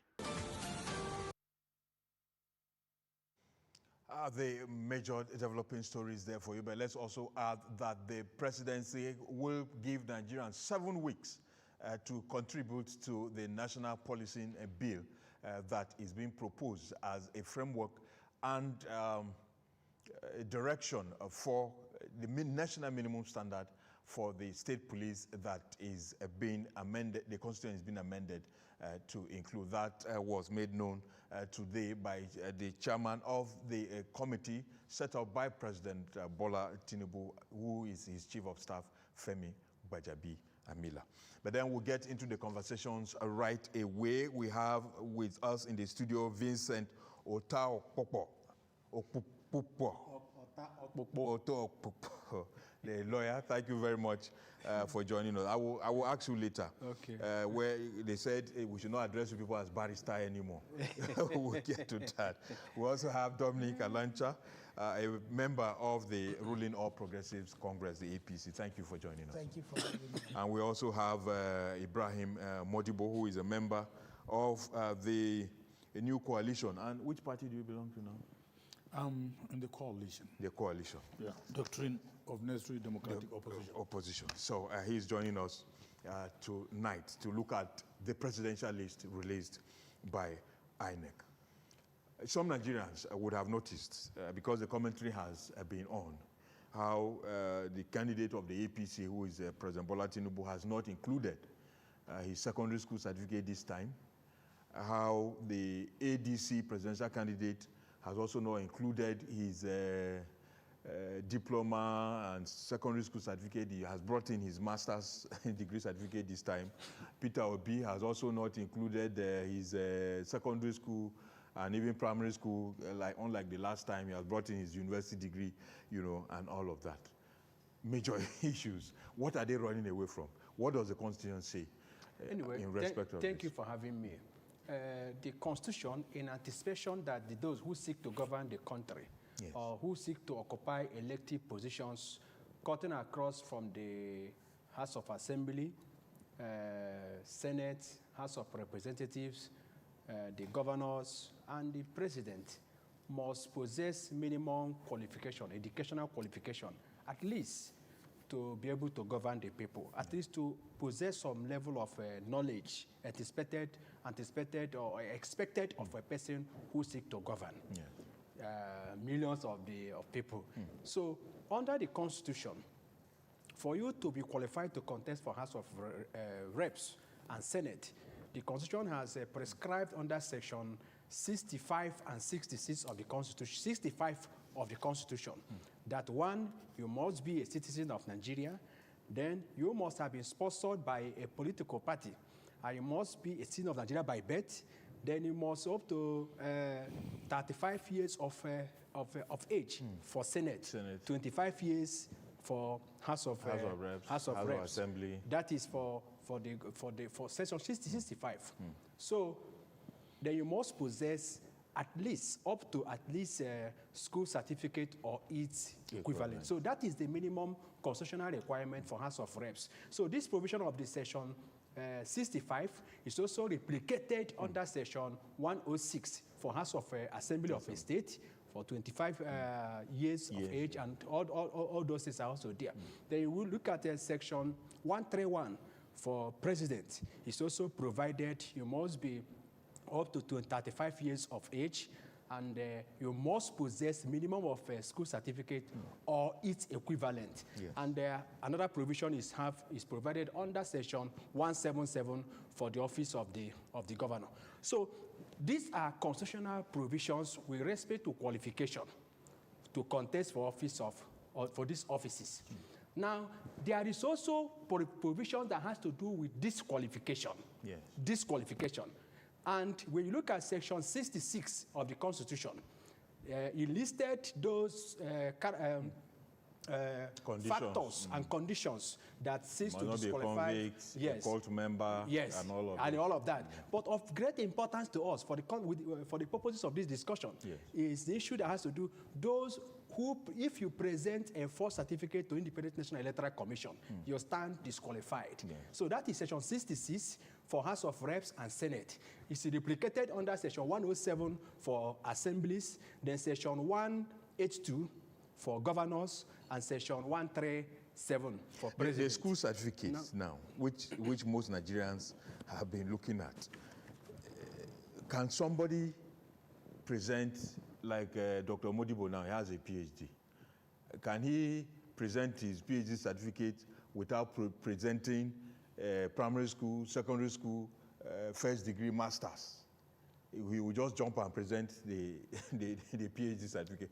Is that acceptable going by this provision? It will be quite surprising. I'm be fantastically surprised to see where the law, which is the diagram norm, from which every other legal norm derives illegal validity and effect, has made a provision. It said minimum of school cert. That is the condition sine qua non for you to vie is that you must present satisfactory evidence. Oh, I attended Ojueleba Primary Secondary School, and this is the certificate I was issued. School cert or its equivalent. Then, if you, that is what the law has said you must provide. So, if you now have additional qualification of a degree, master's, PhD, it's surplusage. It's surplusage. But you are not required. It's not compulsory. You must provide all those stuff. But you know, the Supreme Court have narrowly interpreted this provision.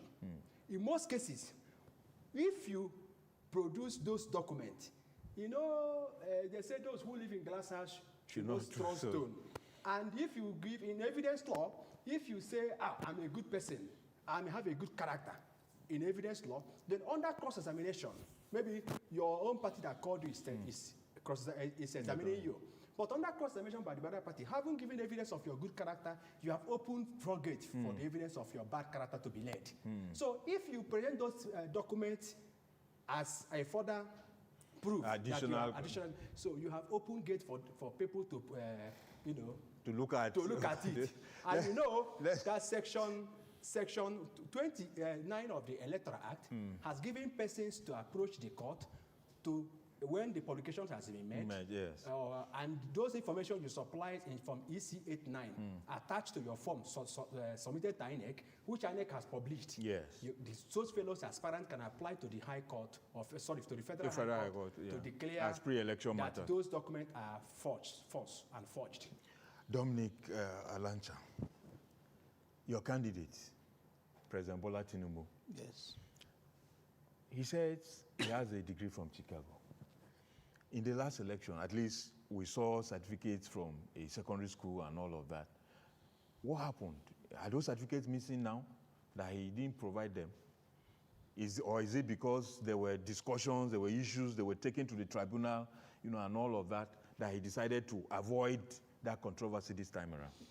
Well, thank you very much. I think they say we should not address them as barristers. I don't know what to address.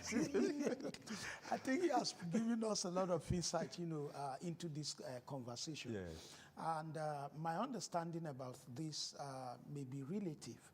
Relative in the sense that when it comes to the issue of minimum qualification of a certificate, or its equivalent, it becomes relative. Relative in a sense that I may have attended, maybe didn't attend a secondary school, but I sat for GCE, and I passed my GCE. At least you can present the certificate. I can present the certificate. You cannot also proceed to university without you having a secondary education. Yes. Once you are able to have a degree from a university, it's assumed that you have passed through the secondary education before you went into the higher institution to acquire your degree, education or certificate. So for me, I don't think those issues should be the real issues we should be looking into, because INEC, who is the umpire, they are to observe the rules, the norms, and the principles, that allow one to contest. And they have published. That is to say that the candidate that have submitted either their degree or secondary school or primary school, they have not erred in any way. And that is why they successfully uploaded those certificates they have presented. INEC cannot disqualify anybody. INEC cannot disqualify anybody that is sponsored by a party. Only, either the aspirants at the primaries or the candidates in pre-election matters can challenge. That is established by the Supreme Court, judgment. You said that, look, you cannot get a university degree without SSCE. Yes. But we had a minister in this country who resigned not too long ago, who said the matter is important, so I won't go into the details of it, and all of that. But clearly, we've had people present university certificates, that most probably they have the secondary school, but they presented university certificate. I'm talking about genuine certificate. I'm not talking about forged certificate in this sense. Because if you said that the issues you are bringing up now, they are forged. But in this case, I don't think these certificates are forged, except, like you said, if a case is instituted against it or an allegation is brought up against it and is investigated and is discovered that they are forged. He cited, Section 107 of the Constitution that also give grounds for disqualification. Those are some of the grounds, but those grounds will not just be thrown up without you going into court to activate all those processes and all of that. Let me give you another instance. Salisu Buhari, former speaker. Yes. He had a secondary school certificate. Forged from... but he presented a Toronto university certificate. Yes. He got elected. He was elected as speaker. And when it was exposed, the media actually exposed it, he was forced to resign in tears. Mr. Teve, that Salisu Buhari case has opened a lot of people's eyes that, look, if you have primary school, secondary school, university degree, among these three, you can choose to present one. I have seen people that have run for election. It's because we are the presidential election. That's why our attention is on it. Yeah. Governors, House of Assembly members, House of Reps members, and all of them. They have presented, some of them presented only primary school certificate. It's not as if they do not have secondary school certificate. It's not as if they don't have primary school certificate. Primary school, yes, primary school certificate. It's not as if the provision of the Constitution? When they say school certificate, I thought it's secondary school certificate. Either primary or secondary school, they are all school certificates. I disagree with him. I beg to disagree with him. Okay. You see, in law, we say explicitio unius exclusio otarus. Permit me to use that. Yeah. It means express mention of the one thing is to the exclusion of the other. You cannot read into the Constitution what is not there. Constitution has expressly provided qualification documents. School SATs. And it has explained in the interpretation. That is secondary school. Yes. Now, I beg to disagree with him when he said, to the aspect of equivalence, that if you have presented this university degree, it presupposes that the person had already completed. I beg to disagree. We'll get to Dr. Modibo has not said anything. He interjected. He would have allowed me to learn, with my thought. Okay, yes. Now, what I'm trying to say is that Salisu Buhari case have opened the eyes of so many Nigerians in a sense that, if you have a degree certificate, it's not necessary for you to even present it. But if you present it, it's an equivalent of a school certificate, okay? Because it shows that you are schooled, you are educated, and you have the capacity and the competence to lead a nation or to govern. So most Nigerians that are running for election, either for governor or all of that, some of them have degree, but they don't present it. Some of them have secondary school, they don't present it. They rather present their degree. Like we are seeing Peter Obi, who is now presenting his degree certificate, you know, and excluding the school certificate. In 2019, this matter went up to the Supreme Court. Remember, the election petition. In 2015, there was no petition. Jonathan did not go to tribunal. But in 2019, Atiku went. And what did the Supreme Court say? The Supreme Court said, in the case of Buhari, that he was, even, you know, there were issues about his secondary school certificate and all of that. And the Supreme Court said, look, that somebody who has served as former head of state, who has served as a minister, and you know has been in office even as the elected president, for you can't say he's not you know qualified with what he has you know presented, the certificate that, or testimonials you know that had issues you know and all of that. Are you concerned that a number of these candidates that we're having now there are issues being raised as to what they are presenting and what they are holding back? Why are they holding some of these documents back? Well, thank you very much, TV, for this invitation. In fact, I am here to talk on the doctrine of a necessary. Yeah, we'll get to that. Yes, we'll get democratic to that. opposition. We'll get to that. However, I'm putting a caveat.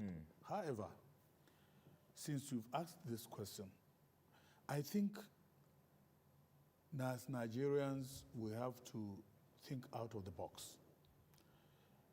Which kind of leadership do we need?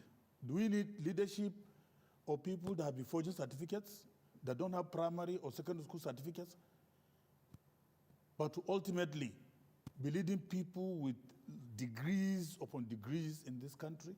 That is why today Nigeria is in dire strait. We are in a kind of confusion. We are in dilemma because we lack the capacity and competence of leadership that could propel the will of progress of this country. If you look at the current leadership, for example, it is a kind of rainbow coalition of strange political bedfellows that came together, hijacked the political process, and declared themselves with due of the court's connivance that they won election. Having won election, they were at the crossroads, not knowing what to do with power, not knowing what power entails. The issue may not necessarily be, because you know in Nigeria or this part of the world, we place so much emphasis on certificates and all of that. I don't have issues if somebody has a secondary school certificate but has over time demonstrated his capacity to lead, you know, in whatever position and all of that. The issue is whether the certificates being withheld and those being presented have issues or not. Because if there are issues with them, then it speaks volume of the personality of the person or the persons who are presenting or who are seeking to lead the country at different levels. You see, Mr. Otapobo, whom I believe by the Igbo pronunciation, if I'm correct, is a bone crusher. He has been able to crush the constitution for us. Yeah. Under the present circumstance, what is obtainable in a civilized society like Nigeria should be focused on having a good certificate for you to lead people. Because it's not all about you having that garnered experiences maybe from where you are, maybe in the motor park, you are a leader there, and then through Aluta you became president. You cannot lead Nigeria. Nigeria is too advanced for people that are not educated. That is why we are emphasizing that, look, we must have quality, not quantity, not experience based on exigencies of time. I strongly believe that as a nation, as credible as Nigeria, there's a need for us to place emphasis in educational qualification, whether we like it or not. I was just listening just no more than 2 days ago or so. Some of the chorus boys of Mr. President, they were attacking Cardinal Onaiyekan. Cardinal Onaiyekan in 1965 had the best West African school certificate in sub-Saharan Africa. That was why Sardauna had to drive from Kaduna to Alaide, where he had distinction, the best certificate. And yet, for somebody like this, I advise a clergy, a man of God, a very competent and credible personality like him, a Catholic priest, will advise yet you come and start attacking. All the government is interested in doing, and their chorus voice, is to attack, attack, attack. They are not opening, you know, if they close the door, they are not opening a window for advice to be given to them. And therefore, that is the dilemma of this country. This country, we are a dire strait. Let me say that if we are not careful, by the time this still government wins election, we'll be returning to the rise and fall of Ghana, rise and fall of Mali, rise and fall of Songhai, because this Nigeria is collapsing. We must save this country from the fangs and jaws of people that do not have the capacity. They don't have the quality of leadership traits, the economy wherewithal to tackle the security. Look at social infrastructure, it's only debt, debt, debt, and debt. Not thinking out of the box to see how they could galvanize the economy to propel the wheel of progress. All we do, all we need, we've been seeing the government doing, is taking debt upon debt. By the time this government finishes, believe me, if they get the second term, I strongly believe that Nigeria, it will be better for us to start packing our things to go to Sudan. No. The president says he's running a reform agenda, and from what he has told Nigerians, that the country, the economy, and all of that is turning.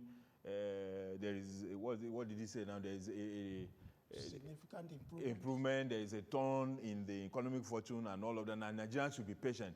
For how long that patience of Nigerians will stretch is a different matter altogether. But yes. Well, where Nigerians are hungry and Nigerians are angry. I can tell you, go to the market, go and see and ask an ordinary Nigerian, how are you feeling? I have made my research based on scholarly attributes. This is obvious. The president has repeatedly acknowledged. Let me learn. Yes. You see, there's no why with that. And I can tell you, the dividing line now between hell and Nigeria is just very thin. Because people, the way people are suffering, the way people are hungry, you see people eating in the dustbin. It's sad. We must have a change. That is a very strong view. But then the other countries that maybe Nigerians may want to look at and all of that, they are not necessarily run by professors. Yes. The way who are supposed to be seen as perhaps the zenith of academics, and all of that. It's just the basic, the minimum qualification for you to be, So they say we shouldn't call you barrister.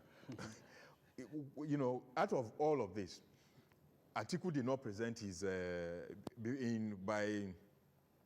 think when he was running in 99, we saw a diploma, that he presented. They also told us that he went to ABU, some law, and all of that, But this time around, he has a master's in 2021, which is what he's presenting. He presented in 2023, I guess, and then he's presenting now. Peter Obi also has not presented some of those documents that he presented in 2023. Tinubu is the same thing. People look at them as, the three horses, that are leading the chart, as it were. There are 19 people who will most probably be on that ballot if there are no substitutions and all of that.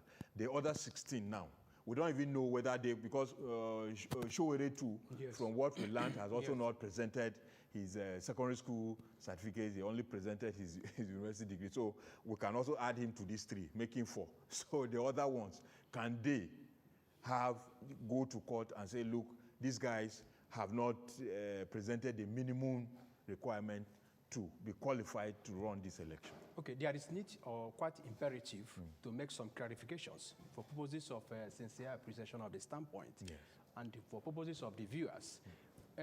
When INEC made the publication, founded under Section 29, subsection 3, because Section 29 provides that a political party must not less than 120 days to the day set for election, submit lists of candidates they seek to sponsor, who must have been elected through democratic primaries. Then the sub 2 provides that their nomination should be accompanied by affidavit on oath stating that they have complied with all the constitutional requirements, that is from EC8A. Then sub 3 provides that INEC must, within 21 days upon receipt of the names and the particulars of those candidates, must publish it in the constituencies where they seek to stand for the elections. And that have now activated the discussion. When you look at what INEC have published, INEC will write probably Mr. Peter Obi, I wouldn't know, maybe master's degree or PhD, Atiku Abubakar, master's. It doesn't mean by that singular person publication, from your view, that the fellow did not submit WAEC. Because they will not publish, do not submit to WAEC. No.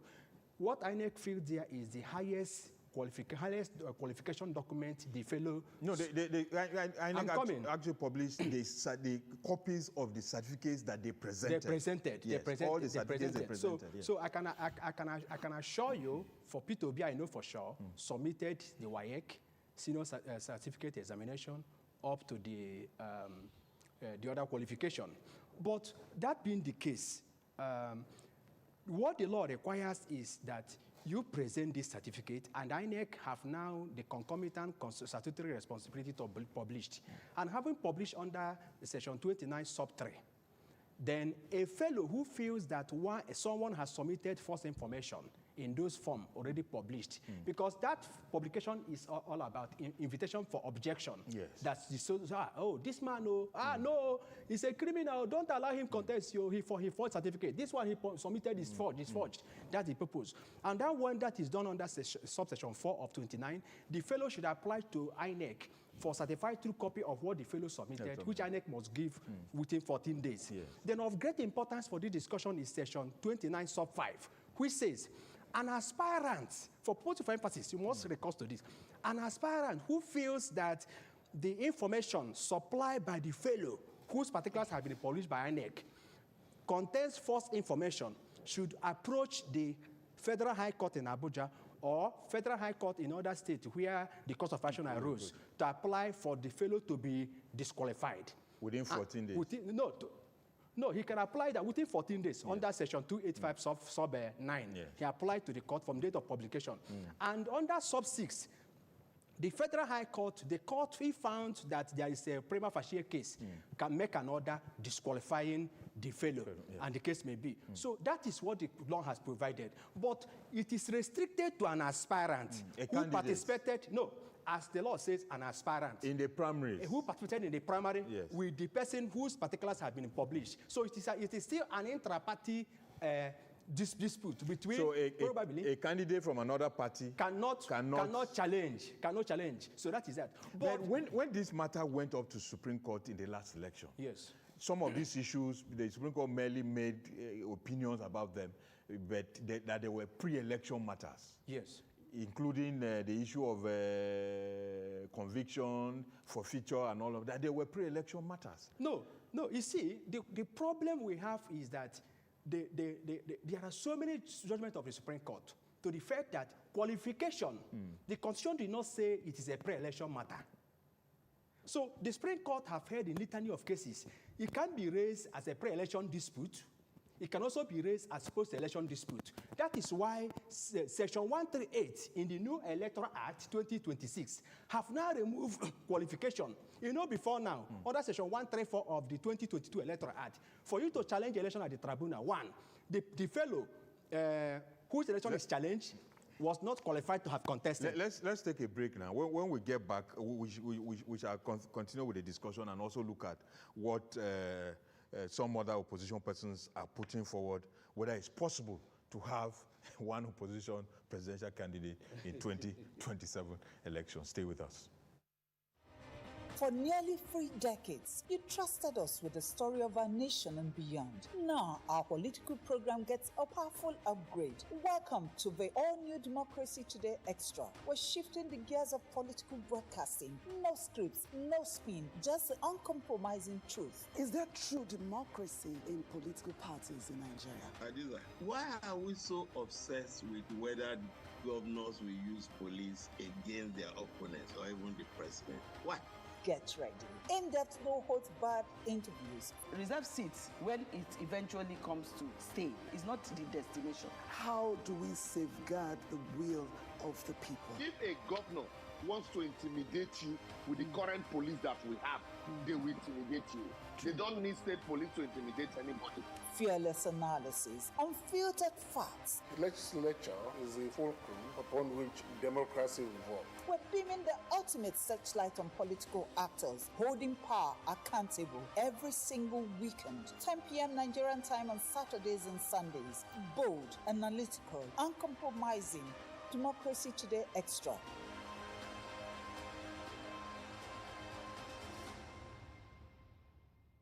Get ready for a bold new chapter in political discourse. The conversations that matter most are stepping into the spotlight like never before. Political Platform, the hard-hitting, no-holds-barred program you have trusted on Ray Power Radio, is making a powerful move to television. Tune in to Africa Independent Television, AIT, as Political Platform debuts on your screen, bringing deeper analysis, sharper debates, and the voices shaping our nation's future right into your screens. From policy and politics breakdowns to real-time discussions with key stakeholders, this is more than a program. It is where opinions are tested, truths are uncovered, and the people's voice is heard. Join seasoned hosts and expert guests as they tackle the issues that define our democracy. No filters, no distractions, just real talk. Political Platform, now on AIT, 9 to 10 a.m. every weekday. Stay informed, stay engaged, be part of the conversation. Yes, thanks for staying with us, and we shall just make a turn now. Dr. Ibrahim Modibo, your group, 100 of you, or more than, you are saying, calling for the opposition to have one candidate. Yes, the others can withdraw, the provision is there. They can form alliances. I think that the law still permits it up till, substitution time, and all of that. When your group was making this proposal, did you believe within yourself that this is possible? Yes, it's very possible. So who amongst the opposition candidates you want them to step down? For who now? First and foremost, as Nigerians, we have to be conscious of the burden that is hanging on our necks like the sword of Damocles. As it is today, we're under no illusion as to the myriad of problems confronting this country that has to do with economy, social infrastructure, security, and the general welfare and well-being of Nigerians is under serious threat. We're in dire threat, Tevin. And therefore, we need to save this country from what is happening currently. Therefore, out of nationalistic and patriotic intervention in the process of good governance, 100 people have written and have signed to be part of history, to make sure that Nigeria has a very credible opposition that could be able to fight the current government democratically, to see to the welfare and well-being of Nigeria by way of using our ballot boxes, our votes, to make sure that the Tinubu government does not come back. Apart from this writing. Let me just land. And therefore, we strongly believe that as a doctrine of necessary democratic opposition, we want to be part of history by way of, bringing confederation of different political interests to sit and see to the possibilities of shelving personal interests, to see to national interests. Because as it is today, we are just moving in cycles because we've not been able to put our heads together. And this group, out of that zeal and determination to make Nigeria have a focus, Nigeria have a credible opposition that could face the current terror that is confronting us, especially when it comes to democracy, we must align ourselves by way of bringing together the different opposition political parties or the leadership of the parties. I know it might be difficult, but it's not going to be impossible. Have you people started talking to Atiku, of course. Peter Obi, to who again now? Donald Duke, Makinde, and all of them. Are you guys talking to them? I can assure you that we started discussing with a lot of them. In fact, this afternoon, I was in a panel of discussions with one of the powerful political figures in this country. And the assurance is there. We need to have a focus. we need to sit down. Because if we're going as it is, that everybody has that personal interest over national interest, we're not going to head to anywhere. I strongly believe that we should have a team. Let us sit down and bury that personal interest and make sure that, look, we galvanize both human and material resources towards seeing credible opposition that could be able to, confront this government. Otherwise, I can tell you, with the resources this government is having, with the security apparatus this government is having, and with the governors that are ready to bring the state police and all these bandits protectors, these people that are, what's their name? Civilian JT. No, not civilian Forest JT. guard? No, okay, yes, that civilian that they are using. But civilian JT have been there for several elections. Let me tell you, you don't know how dangerous. But there are those who believe that what you are proposing. There are those who strongly believe that El-Rufai was the former governor of Kaduna State. Yes, would have been that person that would have been able to rally the opposition, most probably to get the strong figures behind one person. No, you see, nobody lives like an island unto himself. Because he did that. He did that in 2023 for 2022 for. Let me tell you, as at that point in time, I was also a member of the APC. Yes. I made campaigns all over the country, radio and television for Paula Tinubu, but I beg God to forgive me because I didn't know that this is how it's going to turn. Tinubu has disappointed Nigerians. The government has failed, woefully failed in all parameters of democratic practice. And therefore, I'm looking for forgiveness from Nigerians. And El-Rufai, let me tell you, he is not going to be the only one because a single tree cannot make a forest. Yeah, but that he would have been, look, that factor. Let me tell you. And that is, some even say that that's the reason why the government is keeping him in detention. You see, let me tell you. That's what they call the conspiracy theory and what people are putting forward. El-Rufai is an intellectual. He's a powerhouse, a galvanizer, a motivator, and one guy that has the capacity to mobilize people at a very short time. Agreed. But there are thousands of El-Rufais in this country. All of you. Yes. In these 100 people that you see, we have professors, we have great thinkers, we have grassrootsarians that are mobilizers and people of thought from the civil society, from labor, from every. They are all encompassing. We are not in any way supporting just only one candidate. We are trying to make convergence of all the leading political heavyweights, the presidential candidates, so that they can come together. It's possible that all of the 100 of you now, I'm sure each of you has your own presidential candidate that you are following. We've decided to bury our own selfish agenda. All of us will have, definitely. Okay. I will have. No. But if I tell you I don't have, if I tell you I don't have, I'm telling you a lie. Who is your own presidential candidate? Under the present circumstances, yes, my presidential candidate will be the choice of the group, 100 G100. When we sit down and analyze issues, we will engage them intellectually. We will look at their political prowess. We will look at, the mobilization in terms of grassroots architecture. And therefore, by the time we finish, removing the chaff from the grains, we'll bring up a candidate. I learned something like this from the statement I just made happened in, I think, 2019 or so, when the Northern Elders Forum or so sieved everybody and lined up behind Atiku, dropping every other person as a consensus candidate, for the North. Is it 2019 or so? As it were. Is the APC not threatened that, people are still mobilizing and trying to put the opposition together to chase people out of presidential villa? Thank you very much. Let me start by saying that I, Dominic Alancha, am a strong believer of viral opposition.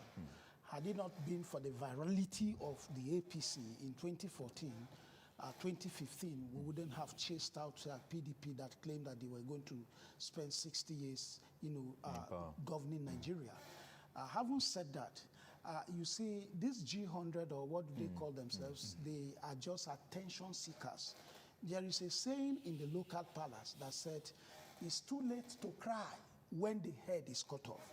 Where were they when the opposition political parties came to form a coalition that, eventually, end as ADC? Where were they? Peter Obi was in that coalition. Kwankwaso was, no, Kwankwaso was not there.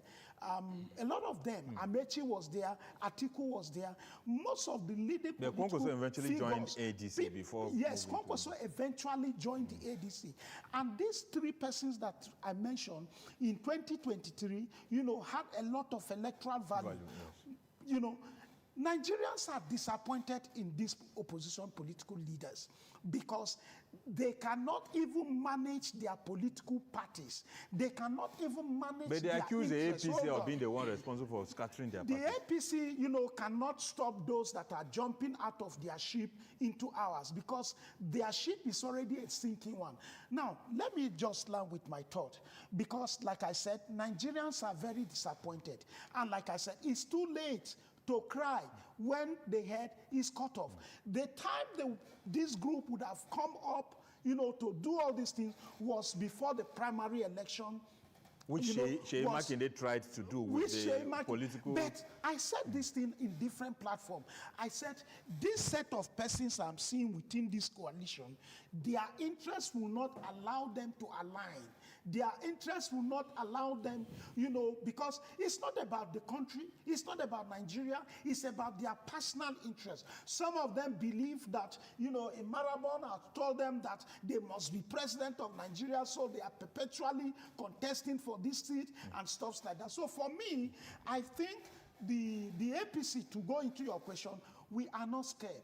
Because we have, from August 19, we will hit the ground running, campaigning for the president. You already know that even other political parties in your intro, you mentioned ABGA, you mentioned Accord Party, and in some other places, even the PDP are campaigning for Mr. President. The PDP has a candidate. And the APC is going to come out, to market the president based on his achievement in terms of road infrastructure, in terms of NELFON, in terms of, credit call, how, the subsidy removal.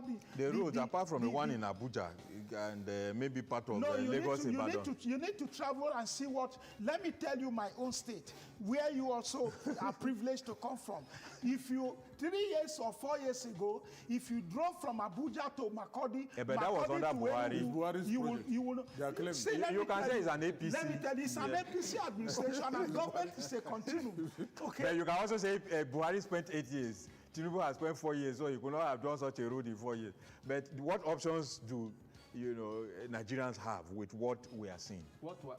To me, every country in the world, there must be people who seek to govern must have some minimum qualification. We are not only living in that.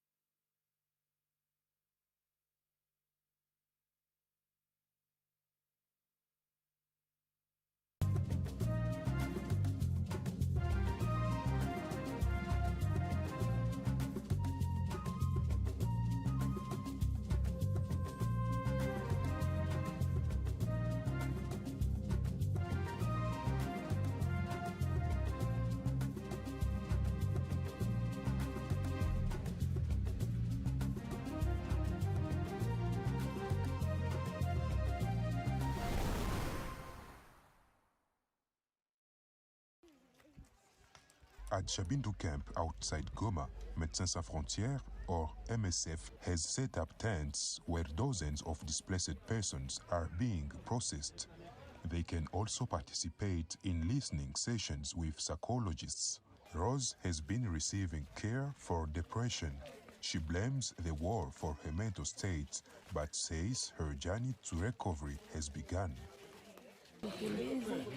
When someone flees war, they are very disturbed, and that was my case too.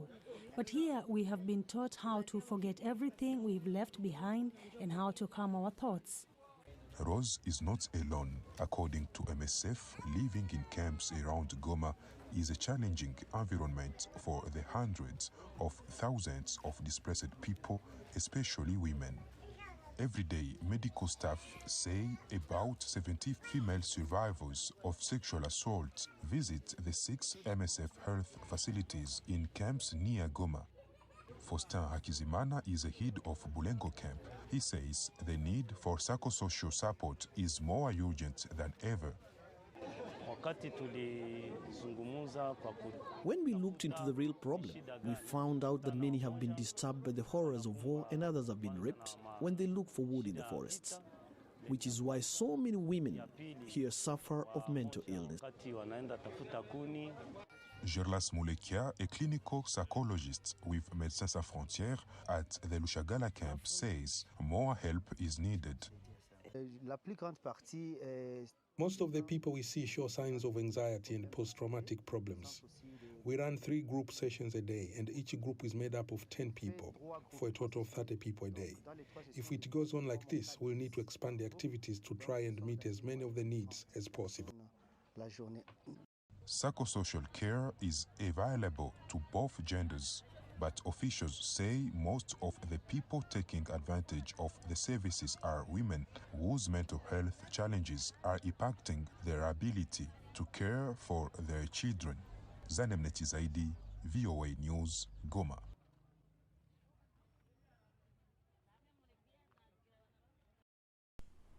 James Akbarshe arrives for a checkup at the community medical center in Dadere, but it's not for his health.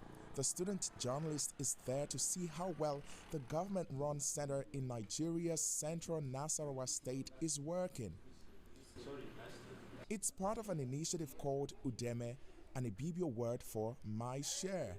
It sends student journalists, known as U-monitors, to investigate public projects and hold authorities accountable. Sometimes you travel to those communities where those projects have been awarded, you discover that those residents don't want to talk to you because they have no idea of those projects. So you face challenges, maybe sometimes threats to your life. When a lawmaker find out or individual find out you are doing a story that will implicate him. The Media Non-Profit Center for Journalism, Innovation and Development, or CJID, launched Udeme in 2018. It recruits about 100 students like Akbarshe each year. They track public infrastructure projects like the construction of schools and hospitals. And they talk to residents about what they find. So our youth monitors are fluent in the local dialect in those places. So when they go on radio shows, they speak in those local dialects so that people can understand the relevance of the topic that we're talking about. And we see them calling in after the program. Nigeria ranks 145th out of 180 countries on the Transparency International Corruption Perceptions Index. The CGID says ignorance is often why public officials are not held accountable. At a visit to Nigeria's Independent Corrupt Practices Commission in February, authorities pledged their support. The issue of corruption and corrupt practices is a problem. To always continue to work with you. CGID says its approach brings change and could be model other media should follow. The initiative brings results. When Akbarshe first visited this health center, it was not operational. A few months after he reported on it, the government opened the hospital to the community, a small step to holding public officials accountable. Timothy Obiezu, VOA News, Abuja, Nigeria.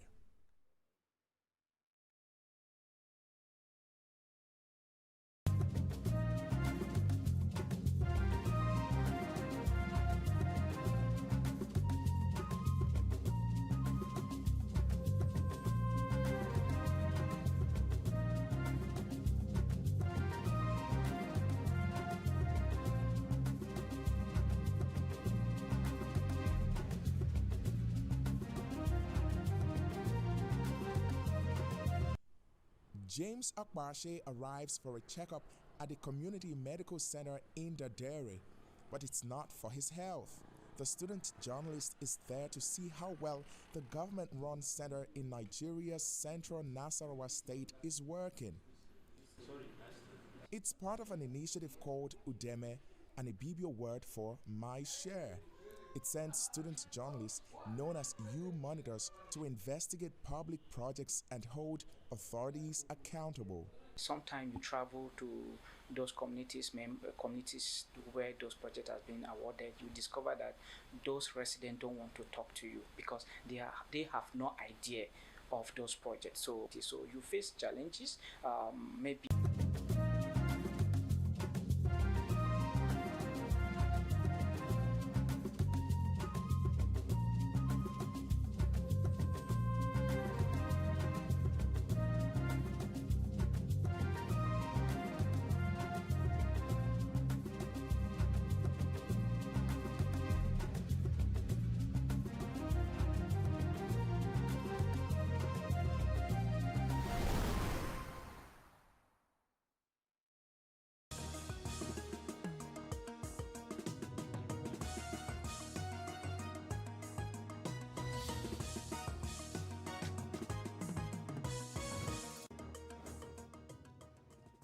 Federal government sets 7-week timeline for national policing bill, invites Nigerians to participate. Vice President Kashim Shettima tasked local and foreign investors to take advantage of Nigeria's economic output and invest in Delta State. Kwara police smash kidnap cult networks, arrest 18 suspects, rescue victim alive. And in business, Task ID now mandatory for crypto accounts activation as Nigeria expands compliance rules. And in sports, a junior champion squash contingent returns after gameful exposure in Canada. Hello, thanks for joining us. This is the News Hour in AIT. I'm Hadiza Audu, and with me tonight is Enemaku Ojochebe. Hello again and welcome. Let's begin on this note. The Kwara State Police Command has recorded major breakthroughs in its relentless crackdown on kidnapping, cultism, armed robbery, banditry, and other violent crimes, arresting 18 suspected criminals, including a woman, and recovering firearms, stolen property, electronic gadgets, and rustle cattle across the state. Addressing journalists in Ilorin, the Kwara State capital, the Commissioner of Police, Adekemi Ojo, attributed the achievements to intelligence-led policing and proactive security operations carried out in line with the directives of the Inspector General of Police, Olatunji Disu. The police commissioner disclosed that operatives successfully rescued a 26-year-old kidnapped victim, Sekinat Mukaila, unhurt during a coordinated operation in Wande community, while a suspect believed to have aided kidnappers was arrested. CPO Joe also announced the arrest of a suspected member of a notorious kidnapping syndicate in Patigi community, revealing that intelligence obtained from the suspect has opened fresh leads in the ongoing manhunt for kidnappers operating within forest corridors in the state. Upon receipt of the report, the command immediately activated its tactical and intelligent assets. This coordinated intelligence-driven effort culminated in the successful rescue of the kidnapped victim on hot, while sustained operations are ongoing to apprehend the remaining fleeing members of the syndicate. He further confirmed the arrest and prosecution of a woman accused of strangling a 3-year-old girl in Kayama over an alleged family dispute. Prompt investigative effort led to the arrest of the suspect, who during interrogation confessed to the commission of the offense. She disclosed that the act was motivated by resentment and jealousy arising from a prolonged domestic dispute, alleging that her husband had neglected her and her 3 children in favor of his second wife. His husband has been charged to court. Commending officers for their professionalism and resilience, the commissioner urged residents to continue providing credible and timely information to security agencies, assuring that the command remains committed to safeguarding lives and property through intelligence-driven policing and decisive action against criminal elements in Kwara State. Olufemi Akobi, AIT News, Ilorin. The trial of African Action Congress, AAC, presidential candidate Omoyele Sowore on alleged cyber defamation charges was stalled on Monday after a heated exchange between senior lawyers representing both parties forced the Federal High Court in Abuja to adjourn proceedings. Justice Mohammed Umar adjourned to September 28 for Sowore to continue his defense. The courtroom drama began when Shore's lead counsel, Adeyinka Olumide Fusika, SAN, applied for an adjournment, explaining that the certified court documents required for cross-examination of the next witness had only been released to him on the day of hearing, despite his application having been approved by the court days earlier.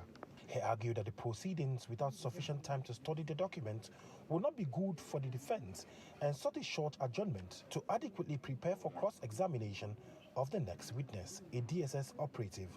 However, the prosecution counsel Akinlulu Kende, SAN, opposed the application, describing it as another attempt to delay the trial. He urged Justice Mohammed Umar to reject the request and foreclose the defense, arguing that the defense had consistently frustrated the proceedings and that only one witness had been called since the defense opened its case in March. Kende maintained that the repeated applications for adjournment amounted to dilatory tactics and asked the court to bring the defense to a close in the interest of justice. The prosecution's request sparked a heated argument between the two senior advocates, with Olumide Fusika rejecting the allegations that he was deliberately delaying the case. The exchange quickly escalated into raised voices and accusations, prompting Justice Umar to intervene. The trial judge reprimanded both counsels, warning that such conduct was unacceptable and could warrant referral to the appropriate disciplinary authorities if repeated. While observing that the atmosphere in court was no longer suitable for the continuation of trial, the trial judge adjourned the date to September 28 for continuation of defense. Chibuzo Okezie, AIT News Abuja. The Nigerian government on Monday commenced the process of developing the legal framework for the implementation of state police, unveiling a 7-week timeline for the proposed national policing bill and opening a nationwide public consultation for Nigerians to contribute to the legislation. The initiative is expected to provide the legal and operational framework for a dual policing system aimed at strengthening security while preserving national standards, accountability, and the rights of Nigerians. AIT's State House correspondent Yemi Adebayo reports. And as we bring you that report in our subsequent bulletin, or later on in the bulletin. As Nigeria continues to grapple with evolving security challenges, the Nigeria Association of Women Journalists says achieving lasting peace requires the collective efforts of government, security agencies, the media, civil society, and citizens. Speaking at the press briefing in Abuja, National Chairperson of NAWOJ, Hajia Aishetu Ibrahim, announced plans for the maiden edition of the Women in Security Summit, WINSEC 2026, describing it as a platform to encourage professionalism and strengthen collaboration among stakeholders in the nation's security architecture. The association says the initiative will also provide a platform for dialogue on emerging security threats and strategies for building a safer nation. As we all know, no nation can attain sustainable peace, security, and development without recognizing and empowering those who daily make sacrifices to keep our country safe. Security is no longer the responsibility of government and security agencies alone. It is a collective responsibility requiring the support and participation of every citizen of this country. This summit is designed to inspire action. It will provide an opportunity for participants to examine emergency security threats, promote gender inclusion in security leadership, strengthen partnerships, and encourage greater community participation in safeguarding our nation. The summit, scheduled to hold on August 5 in Abuja, will bring together policymakers, security experts, members of the armed forces, law enforcement agencies, traditional rulers, civil society organizations to deliberate on emerging security threats and practical solutions. Nigeria's Vice President Kashim Shettima has asked local and foreign investors to take advantage of the country's improved economic outlook to invest in Delta State. The Vice President was speaking during the opening of the Delta State Economic and Investment Summit 2026 on Monday in Asaba. AIT's Ediria Kwamerene has the details. Harnessing our strengths, unlocking our potentials is the theme for this Economic and Investment Summit. The host of the event, Governor Sheriff Oboiwori, in his welcome address, expressed optimism that the summit would accelerate industrialization of the state.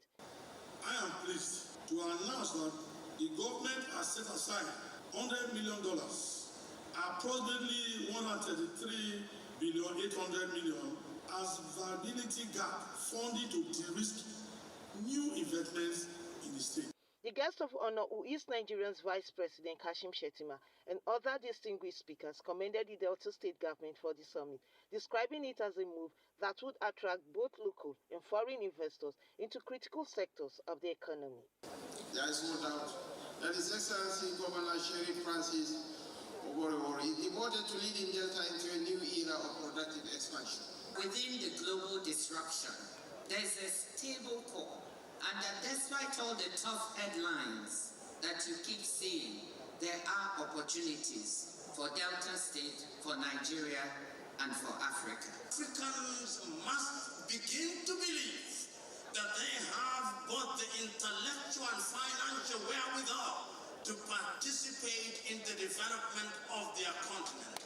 The summit is expected to end on Wednesday, August 3rd, 2026.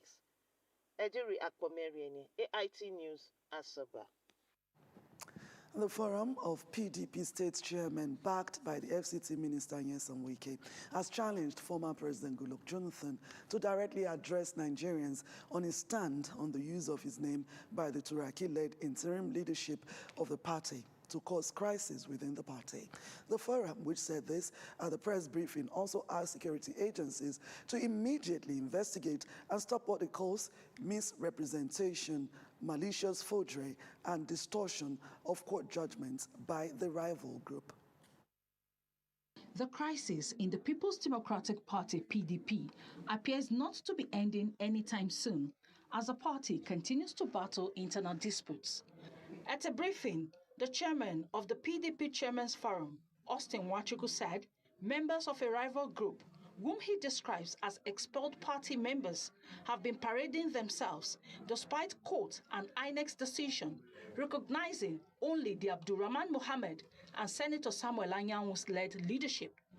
Nwachukwu wants security agencies to address the matter. The judgment of Supreme Court has been distorted by this group.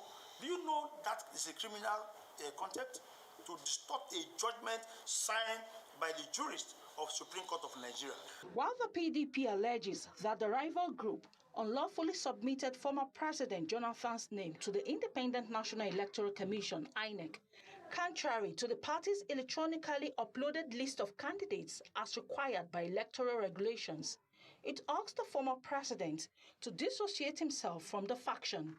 Mr. President, that is, in view of the global image and moral authority you command, to address Nigerians directly and disassociate yourself from the continuous use of your name in this spectacle of macabre dance. Silence in the face of such misuse damages not just the party, but your own legacy of peace and statesmanship. The chairman also called on the Minister of the Federal Capital Territory, Nyesom Wike, to direct a security review of an office in Area 10 Gariki, Abuja, where the group is operating from, alleging that the activities are capable of disrupting public peace. They also urged the PDP National Working Committee to institute contempt proceedings and other legal actions against members of the rival group. Amaka Okoro, AIT News, Abuja. A Chief Magistrate Court in Dutse Alhaji within Buhari Area Council of the Federal Capital Territory has awarded a 20,000 naira cost against Nigerian police over failure to produce a witness in court. The Chief Magistrate Abdullahi Ilela handed out the cost in a case of a disputed investment filed by the police against a businessman Adetunji Konde and his wife. The absence of police witness in court in a case instituted by the Inspector General of Police and a couple, Adetunji and Ajoke Konde, at the Magistrate Court in Dutse Alhaji, Abuja, came up for hearing on Monday. A police witness was billed to be cross-examined. This did not take place as the witness was absent in court. The prosecution counsel, Kwaklade, pleaded for an adjournment as the witness was on another official assignment. Defense counsel, Chidebem Ogunweze, argued that it was an attempt to frustrate a trial and demanded for cause. The chief magistrate awarded a cost of 20,000 naira against the police and adjourned the matter to August 10 for the cross-examination of the prosecution witness. I have never seen where a defendant is one that's asking for accelerated trial, begging the prosecution to come with all the witnesses, but they keep giving excuses. More than 1 year and one witness, PW1, more than 1 year, and we can't even have him for cross-examination. We think that this is justice delayed. And as they say, justice delayed is justice denied. We're not happy. Although the prosecution opposed the application, we had asked the court to strike out the case for want of diligent prosecution. Because this is becoming something else. My husband is sick, he's seriously sick. He needs a medical attention, which, as far as I'm concerned, the court is denying him. Adetunji Konde and his wife, Ajoke, are standing trial for an alleged 100 million investment fraud, while Ajoke has been granted bail. Adetunji is still in prison custody of a failure to meet his bail conditions. Dimas Nanzung, AIT News, Abuja. The Action People's Party has presented its candidate for the 2027 general election before thousands of supporters in a massive rally in Okukwa, the North and South Federal Constituency of Imo State. Leader and founder of the party, Ikenga Imo Ugochinyere, who is the Federal House of Representatives candidate of the party in 2027 general election, while presenting the candidates before party faithful, called for massive support for the Action People's Party in the forthcoming election. Look at your number in thousands. When you match with this number, what can they do? How many are they going to kill? So I want you all to go back, prepare your word, prepare your polling unit. We're not going to do any campaign. Because the total number, I was asking them, I said, how many people have entered my compound? They said about 16,000. And I asked myself, how many votes did I use to win the first election? Oh. The whole numbers I need to win is right here, right now. Oh. Ugochinyere, while thanking supporters for their show of love and solidarity since assuming office, used the occasion to present a scorecard of completed and ongoing projects his representation has attracted to different communities across the federal constituency in the last 3 years.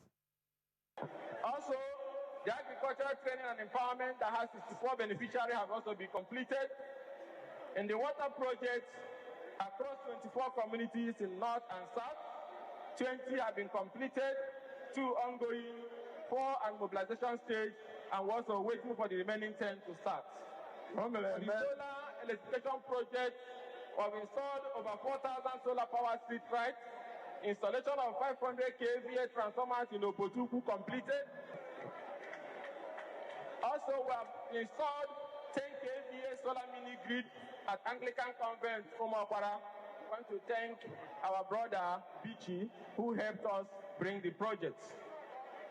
We also facilitated the Umuchim erosion control, which we are aware, which the state government took over and are about to complete. The federal lawmaker expressed confidence that the party will secure victory in 2027 following his first-term performance in the House of Representatives, which he says has endeared Imo people to the Action People's Party with the massive support received over the years. The women wing of Muslim Ummah Ogun State chapter has called for greater unity among the various Islamic sects, stronger family values, and the restoration of moral values to build a better society and a more respected nation. The women, drawn from over 50 Islamic organizations and comprising professionals in ethics, education, and mental health, made the call during a meeting in Abeokuta, the Ogun State capital. They stressed the need for parents to be more intentional in instilling sound moral values in their children as the foundation for a responsible future generation. The theme of the gathering, Mother Unity and Community Service Nurturing Strong Families, Building Vibrant Communities, underscore the vital roles Nigerian women play in strengthening family ties, promoting peaceful coexistence, and restoring the moral values gradually being eroded in the society. Some participants present at the event maintained that mothers remain the first teachers of every child and therefore have a crucial responsibility in shaping character, fostering discipline, and promoting community development. It is important to note that motherhood is beyond giving birth. It is nurturing faith, discipline, honesty, compassion, and excellence. Ask yourself, are you a good mother? Are you a good mother? Just ask yourself. I don't need the answer. The women also emphasized the need for greater unity among the various Islamic sects in Ogun State, urging members to set aside their differences and work together in the collective interest of Islam and the overall development of society. That spirit of unity and mutual support should define our relationships as Muslim women. We must replace rivalry with cooperation, suspicion with trust, and competition with collaboration. When united, we can strengthen the woman, build stronger, more responsible families, safer communities. They further encouraged women across the state to obtain their permanent voter cards and participate actively in the 2027 general election by voting for credible, competent, and visionary leaders capable of delivering good governance. Niyi Marayesa, AIT News, Abeokuta. We told you earlier in this bulletin that the Nigerian government on Monday commenced the process of developing the legal framework for the implementation of state police, unveiling a 7-week timeline for the proposed National Policing Bill and opening a nationwide public consultation for Nigerians to contribute to the legislation. The initiative is expected to provide a legal and operational framework for the dual policing system aimed at strengthening security while preserving national standards, accountability, and the rights of Nigerians. AIT State House correspondent Yemi Adebayo tells us more. The journey towards the establishment of state police has entered a new phase. Just weeks after President Bola Tinubu inaugurated the Presidential Working Group on the National Policing Bill, the committee is now unveiling a roadmap that government says will translate constitutional amendments into an operational policing system. Chairman of the working group and Chief of Staff to the President, Femi Gbajabiamila, says the assignment goes beyond drafting legislation. The government is proceeding on a clear principle. Local policing capability must be matched by national safeguards. State police cannot mean 36 state militias, just as national standards cannot become a disguised method of re-centralizing day-to-day state policing. States must have a legitimate policy voice on public safety, but no political office holder should be able to direct the arrest of an opponent, the suppression of lawful political activity, or the selective enforcement of the law. According to him, the group has 7 weeks to deliver a comprehensive legal framework capable of supporting a modern dual policing structure. The approved work program is a 7-week milestone-driven exercise running from the 27th of July to 14th of September 2026. Administrative and technical preparations have been underway, and today's meeting formally mobilizes the next stage. The resulting executive bill package is scheduled for presentation to the President on the 3rd of September. Subject to his approval, a national consultation on the completed draft will follow. But I think that we have tweaked that so the national consultation will come before the President's final approval. After which... Moving on now, no fewer than 2,000 political appointees in Kano State have been allocated land titles by Governor Abba Yusuf. At an elaborate ceremony inside the government house, Kano, the governor presented title papers to the beneficiaries, describing the gesture as a reward for their dedication to his administration and a step towards tackling the state's housing deficit. Correspondent Enemuna Chame now reports. For these political aides, loyalty to the administration has paid off in a tangible way. Over 2,000 beneficiaries, comprising senior special assistants, senior reporters, polling unit agents, and personal assistants, were presented with official title papers for land allocations in Kano State. Governor Abba Yusuf, represented by the Secretary to the State Government Umar Farouk, explained that the gesture reflects the administration's commitment to improving housing accessibility while appreciating political support. It is about empowering our people through property ownership. It is about creating wealth for families. It is about giving young people, women, and vulnerable students a solid foundation upon which they can build a better future. The governor urged the beneficiaries to remain steadfast and committed to the government's developmental vision, noting that the land allocation is just the first phase of planned rewards for dedicated service. It is also about rewarding loyalty, commitment, and hard work. Above all, it is about ensuring that those who have stood with this administration also benefit from the dividends of good governance. I therefore urge every beneficiary to regard this allocation as a lifetime opportunity. The exercise was supervised by the Commissioner for Lands and Physical Planning, Abdul Jabbar Umar, alongside other top government functionaries who praised the governor's reward system to loyal supporters. Enemona Ocheme, AIT News, Kano. Now, Minister of the Federal Capital Territory, Nyesom Wike, has confirmed plans to transform the abandoned recreational garden at the Live Camp roundabout into a modern leisure and sporting facility.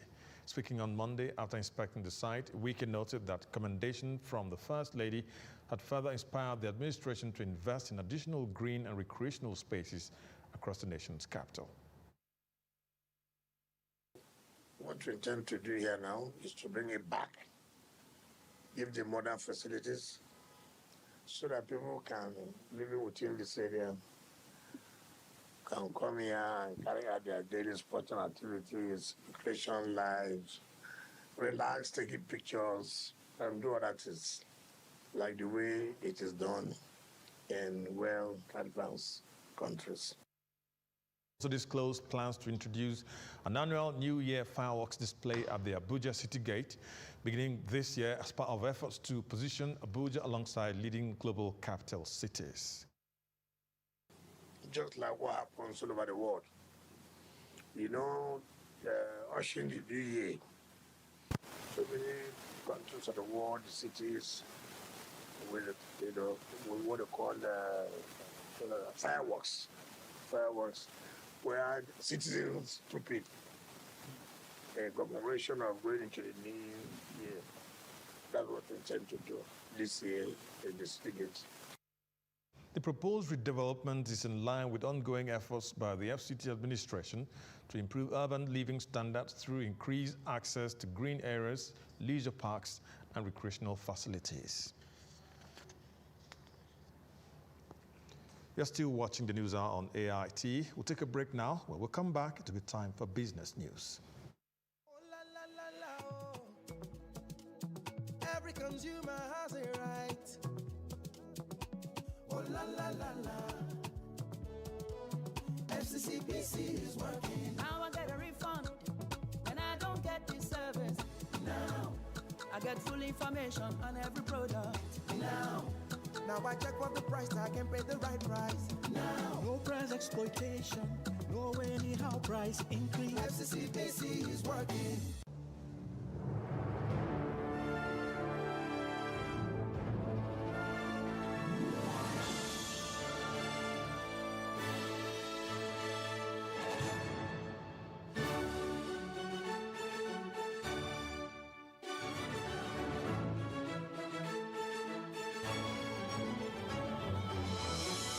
TerraCube, unwrap joy, unleash taste.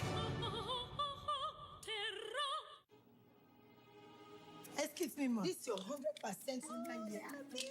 Babes, are you sure you want to spend this much on hair? Didn't your landlord just increase rent? I saved for this one separately on Money Point. Ma, you say you save on Money Point? Yes. This Madam Money Point here, the array of Yadrea, dear, his target savings money points I used to have it. The rest of this my sub is fees savings money points I used to do it. The salary of this my staff is save as you transact. Jennifer, Money Point save as you transact. Money Point fixed savings and Money Point target savings. Why did German won't contribute to it? Why should they? Come on, oh, you go give your money to Hadaku to save. You see Money Point accounts there. You know, go open a savings account. Now Hadaku you shoot. I beg everybody inside this my saloon. Oh, yeah, bring out your phone and download the Money Point app now. Even you.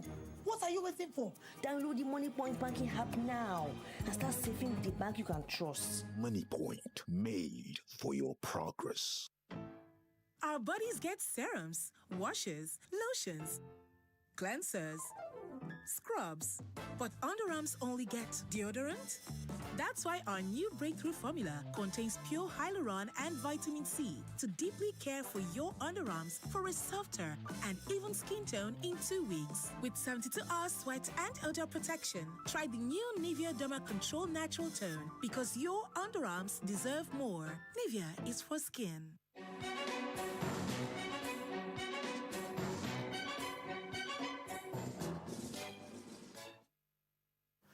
Welcome to Business Report. I am Olamide Ario. The Nigeria Revenue Service has introduced new tax rules that will affect millions of Nigerians who use cryptocurrency. Virtual asset service providers and peer-to-peer escrow operators have now been directed to make a valid tax identification number a mandatory requirement for account activation, tightening tax compliance requirements across Nigeria's cryptocurrency ecosystem. The new guidelines are part of the government plan to bring cryptocurrency and other digital assets under Nigeria's tax system. The NRS says individuals and businesses involved in buying, selling, or trading virtual assets must register for tax and obtain a tax ID before carrying out taxable activity. Crypto companies are also required to verify users' tax IDs before allowing them to use their platforms. With an estimated 22 to 26 million Nigerians using cryptocurrency and many relying on it for international money transfers, the government says the new rules will help improve oversight, reduce fraud, and integrate digital asset transactions into the country's formal tax system. And Nigeria's private sector remained on a growth path in July, supported by stronger customer demand that boosted new orders, although the pace of expansion slowed compared to the previous month. At the same time, businesses experienced easing cost pressures as purchase price inflation fell to its lowest level in 5 months. This is according to the latest Purchasing Managers Index, which showed the headline PMI declined to 52.2 in July from 53.4 in June. And while the reading was the weakest in 3 months, it remained above the 50-point benchmark that separates expansion from contraction, and it signals that business conditions improved for a 6th consecutive month. The report attributed the continued growth to stronger customer demand, competitive pricing, and the introduction of new products, all of which contributed to another solid increase in new business. The survey also showed inflationary pressures continued to ease, with both input costs and selling prices increasing at a slower pace than what was recorded in June.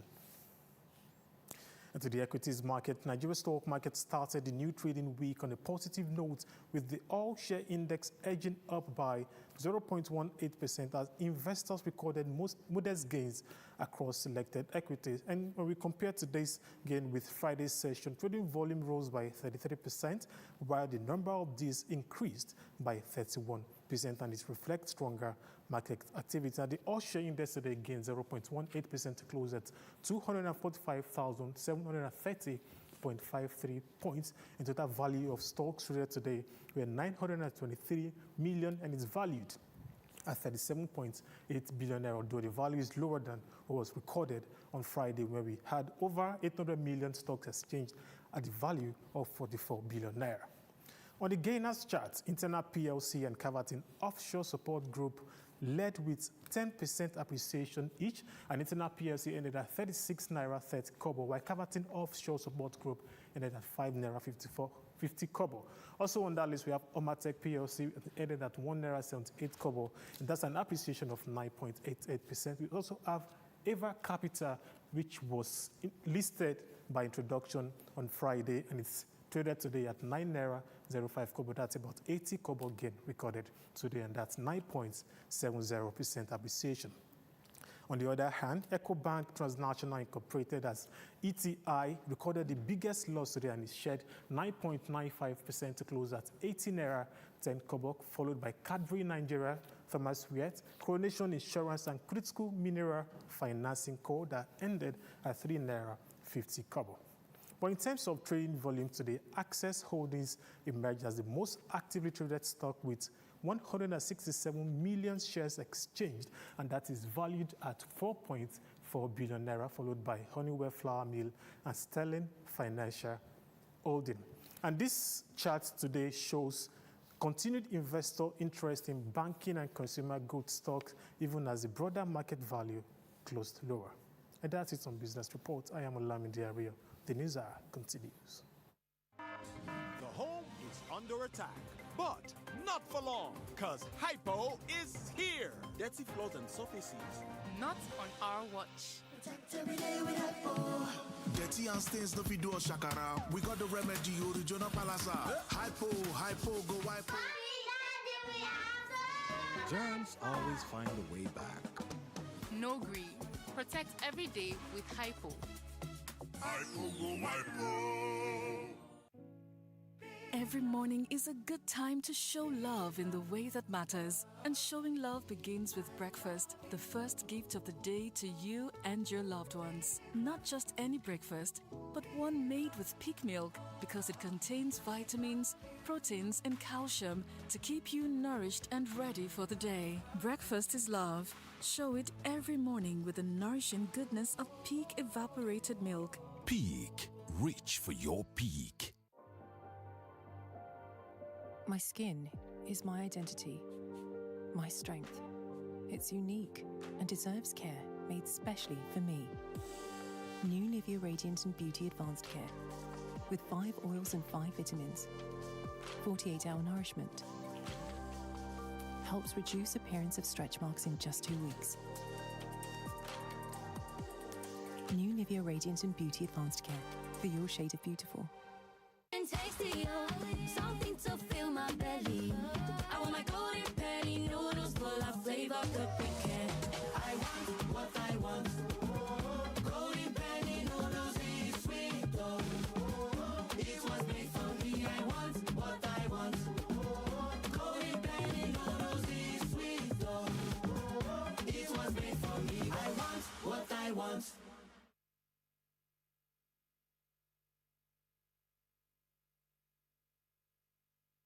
Hello, and thanks for staying with us for more stories. As Nigeria's economic challenges continue to bite, many residents of Kogi State are struggling under the weight of soaring house rents, with accommodation increasingly becoming unaffordable for low and medium income earners. In this special report, AIT correspondent Toyemba Akaya examines the growing housing crisis and why residents are calling on the Kogi State House of Assembly to fast-track the passage of the proposed tenancy law, which is aimed at protecting both landlords and tenants. With an estimated population of about 4.5 million, Kogi State is largely dependent on the civil service, with limited industrial development to create employment opportunities and improve household incomes. Although previous administration initiated housing projects to address the state's growing accommodation needs, residents say those efforts have not kept pace with rapid population growth, leaving a widening housing deficit. The shortage of affordable housing has placed many residents at the mercy of landlords and property agents, who continue to increase rents with little or no regulation. Today, a modest one-bedroom apartment in Lokoja can cost between 600,000 and 700,000 naira annually, while rents for 2- and 3-bedroom apartments have risen sharply depending on the location. For many families already grappling with rising food prices, school fees and other living expenses, securing decent accommodation has become an uphill task. That a 2-bedroom flat will now be going for almost ₦1 million, and 3-bedroom flat they will ask you to go and bring 1.5 million naira. I think this is an aberration because Kogi State likely is a civil servant state. You cannot believe I was living in a house that was paid for 150. All of a sudden, you said it's 400. How do we call that? And the house is not built now. The house was built 2014. Residents also allege that some landlords and agents now allocate houses to the highest bidders, with concern that individuals involved in illegal activities are often preferred over honest tenants because they can pay significantly higher rents. Many argue that the situation is worsening homelessness and forcing several families into substandard accommodation. The owner of this house now wants to finish the house and move in with his family. I know we have a law in place in Kogi State which says that if perpetrators of heinous crime like kidnapping and other violent crimes are traced to a particular, the house should come down. Stakeholders believe expanding government-backed affordable housing schemes, similar to those introduced by previous administration, would ease pressure on the private rental market and make decent accommodation accessible to ordinary citizens. Even on our own part too, we are even try to meet with some private developers who are ready to, acquire land and lay it out for workers. Try as much as they can to set up a committee to investigate this issue of house rent. It's becoming an threat to us. They also described the recent public hearing on the proposed Kogi State Tenancy Bill as a step in the right direction, but insist that the lawmakers must move beyond consultations to ensure its speedy passage and implementation. So everybody is bringing up suggestions and idea of how we think we can make this a better law. I can assure.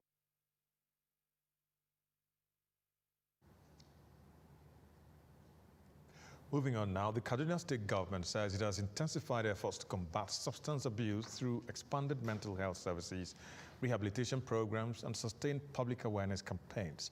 The latest initiative is aimed at discouraging drug abuse among young people while promoting healthy lifestyles and community responsibility. The anti-drug campaign tagged Tinubu Ubasani Cares was launched in Kaduna as part of first phase of a statewide sensitization program expected to cover the 3 senatorial districts before extending to all 23 local government areas. Director General of the Kaduna State Substance Abuse and Mental Health Services Agency, Dr. Joseph Aiki, said the state has adopted a public health approach to addressing substance abuse by treating addiction as a health condition rather than a criminal offense.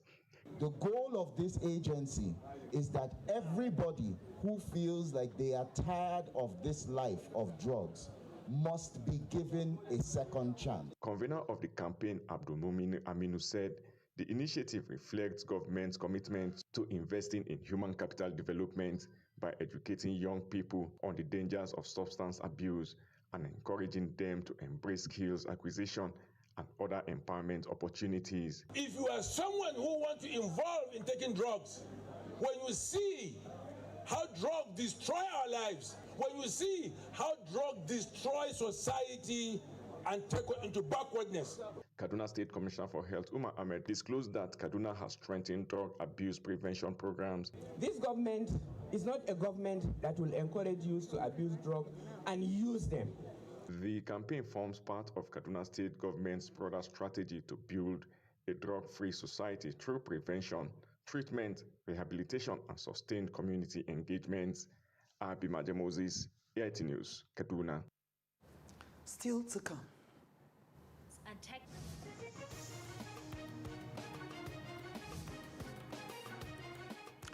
Bauchi State intensifies advocacy for 6 months exclusive breastfeeding. Now, the Cross River State government and its development partners have renewed their commitment to strengthening healthcare delivery, improving accountability, and accelerating progress towards universal health coverage across the state. The commitment was reaffirmed at the end of a two-day joint annual review meeting in Calabar, where stakeholders assessed implementation of the 2026 annual operational plan and outlined strategic priorities for the 2027 health planning cycle. Beyond the presentations and technical sessions, the review focused on a question that affects millions of residents: how to ensure that primary healthcare centers function more effectively, health programs deliver measurable results, and more families can access quality healthcare without financial hardship. The Cross River State Commissioner for Health, Dr. Henry Ayuk, says recent reforms are intended to improve regulation, strengthen access to essential medicines, expand insurance coverage, and support evidence-based planning across the sector. It is the collectivity of the entire state that determine the targets, that determine the indicators to measure. If we don't have funding, we cannot implement. And this is a call to action, especially for our government, state governments. Other stakeholders also reviewed the role of data in planning and monitoring health programs, with attention to improvements in electronic reporting and data quality assurance. And then to identify some specific gaps that we will now use to plan for our planning for 2027. Also strengthen coordination, build stronger collaboration and accountability among Ministry of Health, health agency, local government, and partners. At the end of the 2 days exercise, stakeholders adopted recommendations aimed at strengthening program coordination, improving resource mobilization, enhanced monitoring, and sustaining collaboration across the sector. In Emesat Ifyok, AIT News, Calabar. Bauchi State Government has renewed its call on nursing mothers to practice 6 months of exclusive breastfeeding, describing it as one of the most effective ways to protect children from malnutrition, infections, and preventable infant deaths. The executive chairman of the Bauchi State Primary Health Care Development Board, Dr. Rilwanu Mohammed, made the call during a press briefing to commemorate the 2026 World Breastfeeding Week in Abuja. As the world marks the 2026 World Breastfeeding Week, health experts say the first 6 months of a child's life are critical for survival, growth, and healthy development. However, misconceptions and cultural beliefs continue to discourage some mothers from practicing exclusive breastfeeding. Addressing journalists, the executive chairman of the Bauchi State Primary Healthcare Development Board, Dr. Rilwanu Mohammed, urged mothers to disregard the misconception that breastfeeding causes breast sagging. That breast is very important for the child. It's the first immunization of the child to protect the child for the next 6 months before he started producing his own immunity. So it's important that breast milk is from God. Nobody is creating it. You don't need to warm. You don't need to do anything.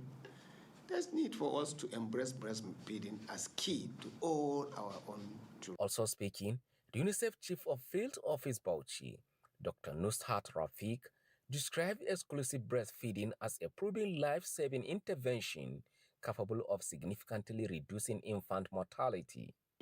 So these practices, when we give exclusive breastfeeding as the first feed within first hour of life, then it becomes very, very safe for the child.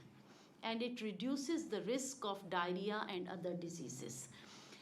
Stakeholders say improving child nutrition and reducing preventable childhood deaths required stronger collaboration among government, development partners, traditional and religious leaders, healthcare workers, and families to promote exclusive breastfeeding across communities. Suleiman Isa, AIT News Bauchi. You're still watching the news hour on AIT. Sport Track comes next.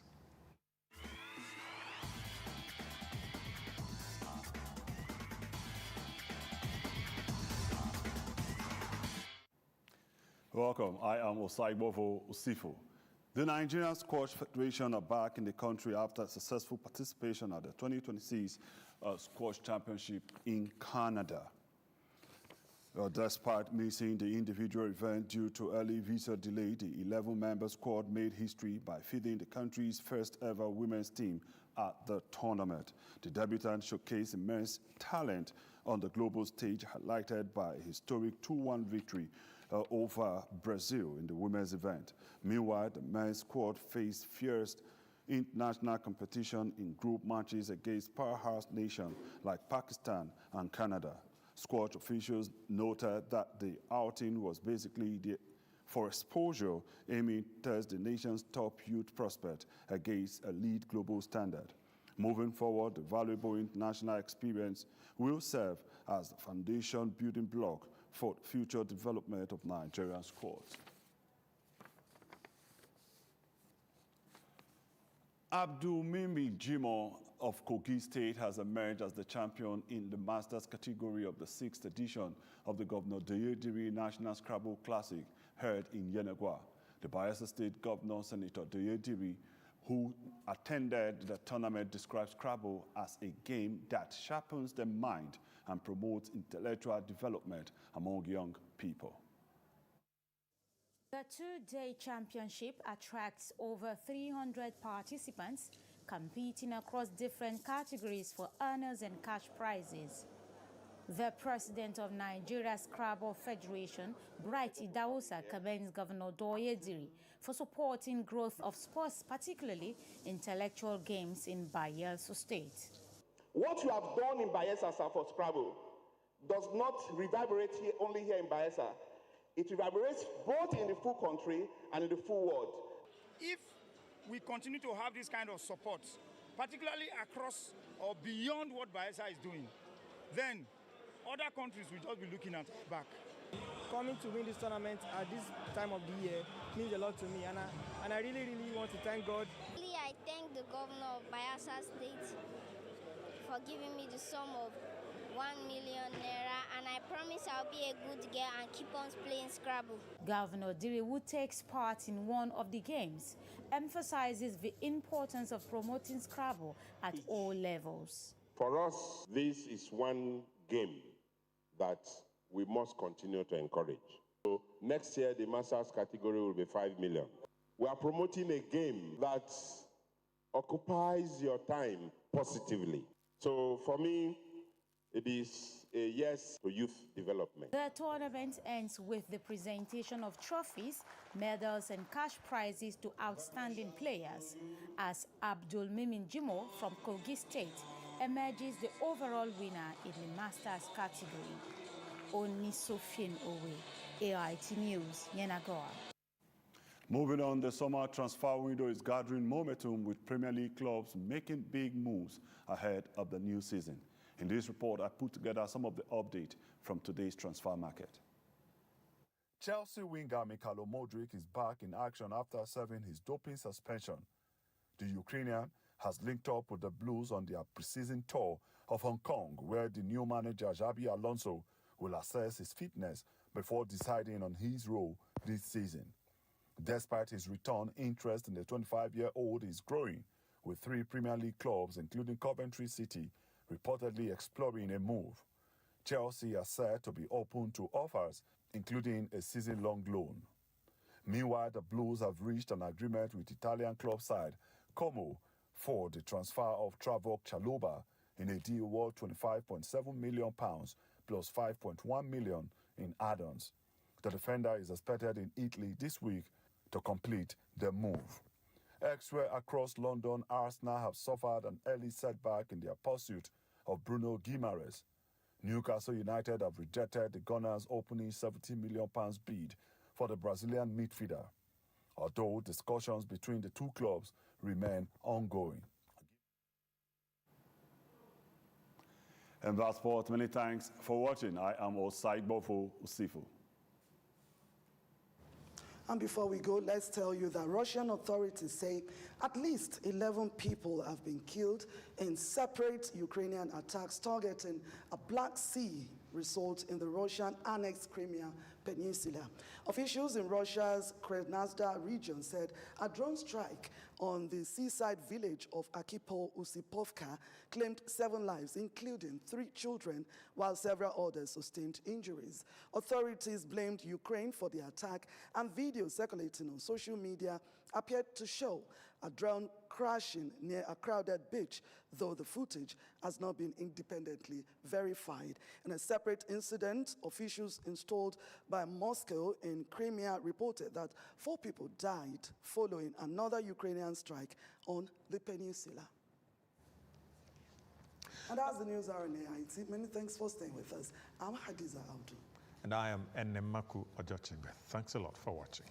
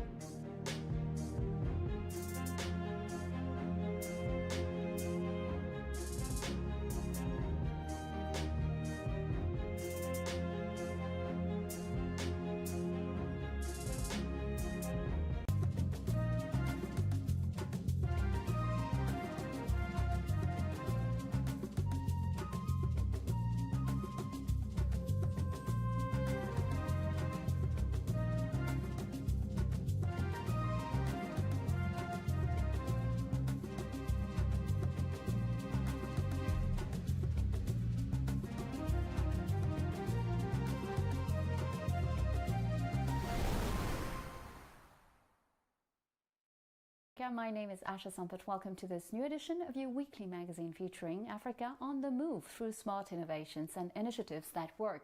Let's get on with the show with our top stories today. Our guest refuses the fatality of accidents and road insecurity. Nora Gite works within the VIA program, or the Global Road Safety Education for a New Generation.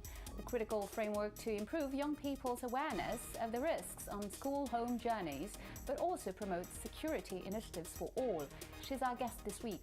I think personally, I believe if everyone works together and if we concentrate just on Africa, I believe the 50% less accident as the objective of the global plan can be achieved.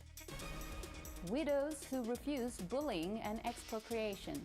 Some Pointe Noire women are determined to fight against the prejudices encountered when their husbands die. I'm not fooled. I'm both legally and traditionally married. And where were they when I supported my sick husband for 7 years?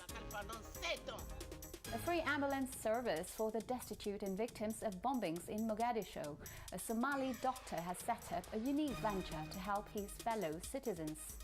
We started this service in 2006, and actually by the time it was in need, many people was dying and getting injury inside the Bakara market or any other village in Mogadishu.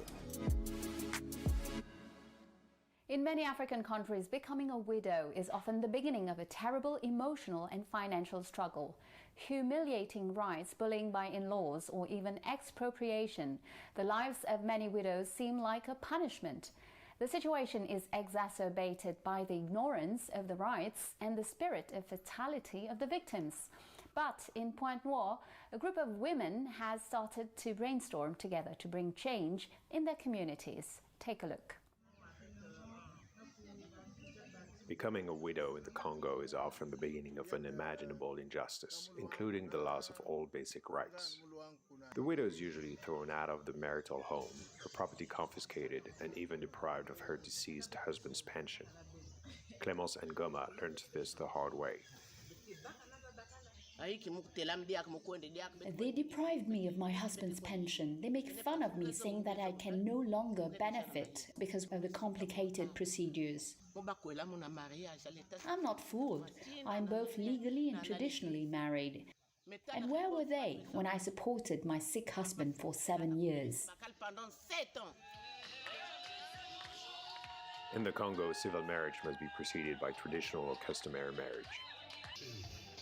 Traditional marriage is based on dowry, but although the dowry is capped at $100 by law, customary marriage has become increasingly expensive.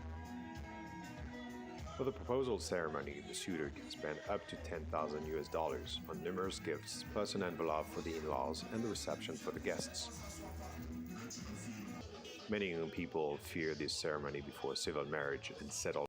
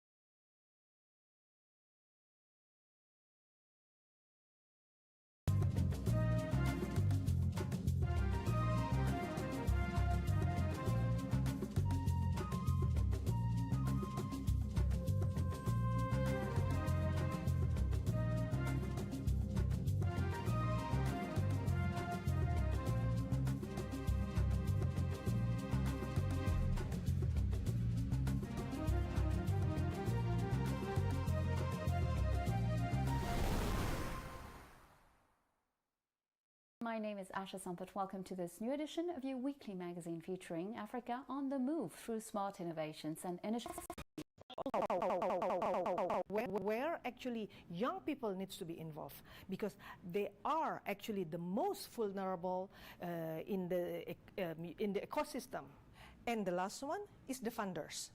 If the situation is worrying all over the world, isn't it even more so here on the African continent? What factors could explain this situation? Are they societal, economic, technological? Yes, that's right. The factors that you have mentioned are worrying everyone, and that's also stated actually in the global plan. Yeah, what are the concentration? How to do it? You know, in the implementation side, in fact, there are 7 aspects that we need to foresee. First, of course, the financing itself. We need to make sure that there will be financing when it comes to the actions. And then the legal framework, policies in the country needs to be in place, which is obvious. And then speed management, capacity building, especially to the managers or to the people who needs to understand what does it mean road safety. And gender perspective. You know, the difference between men and women, this is also important in order to achieve the objective of a global plan. And technology, and last one is actually the focus of these global plans. It's to the low and middle income countries. So it means Africa, it's one of the region that is being the focus of this global plan. Again, going back to the global plan, in fact, we have to know what is actually, we have to be reminded what I mean in terms of objective. The objective is again the reduction of the at least 50% of the accident, death and accidents, fatal accidents.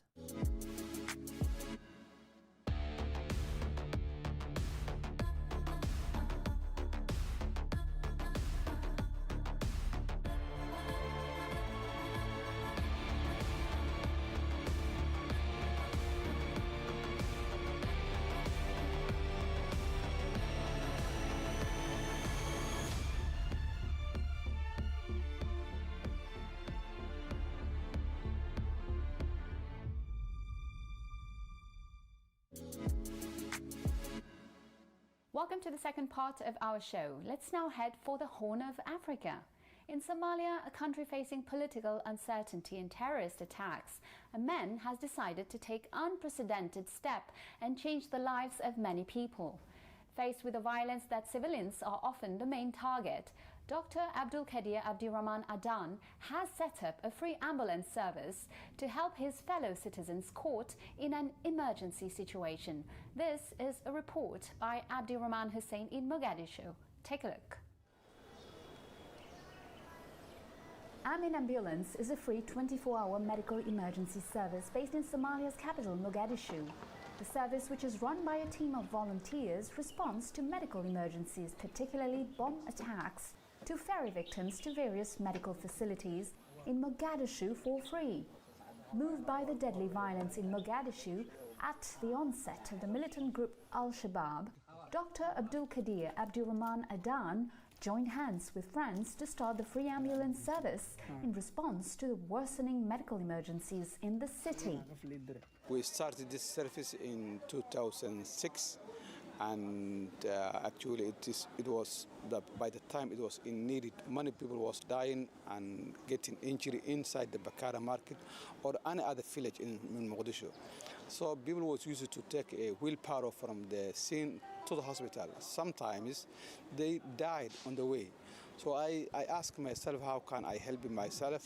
I and my team, we started this free ambulance service, and we call it Amin. Abdul Kadir Abdullah Abdi, who has been a driver with Amin Ambulance for close to a decade now, says being on speed dial round the clock is no mean feat.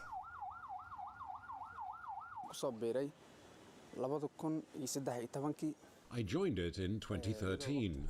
We had been working under very difficult conditions, and we are on standby 24/7 for emergency cases, like people injured in bomb blast and mothers who give birth and anyone in need of emergency support, like someone who gets high blood pressure at midnight in his home. Amlin Ambulance is ready to help the people in Mogadishu. The worst scenario I had was back in 2017, the 14th of October. The explosion at Zobi cross-section near Kilometer 4 in Mogadishu. I was traumatized when I saw someone I knew burning and crying out for help. But you could not get close because of the huge fire around the area. It was a very emotional day. Unlike other ambulance services in the city, Amin Ambulance offers free services to its clients. The provider relies on contributions from well-wishers, including the business community, students, or individuals. The ambulance service is funded by the Somali community and Somali businessmen.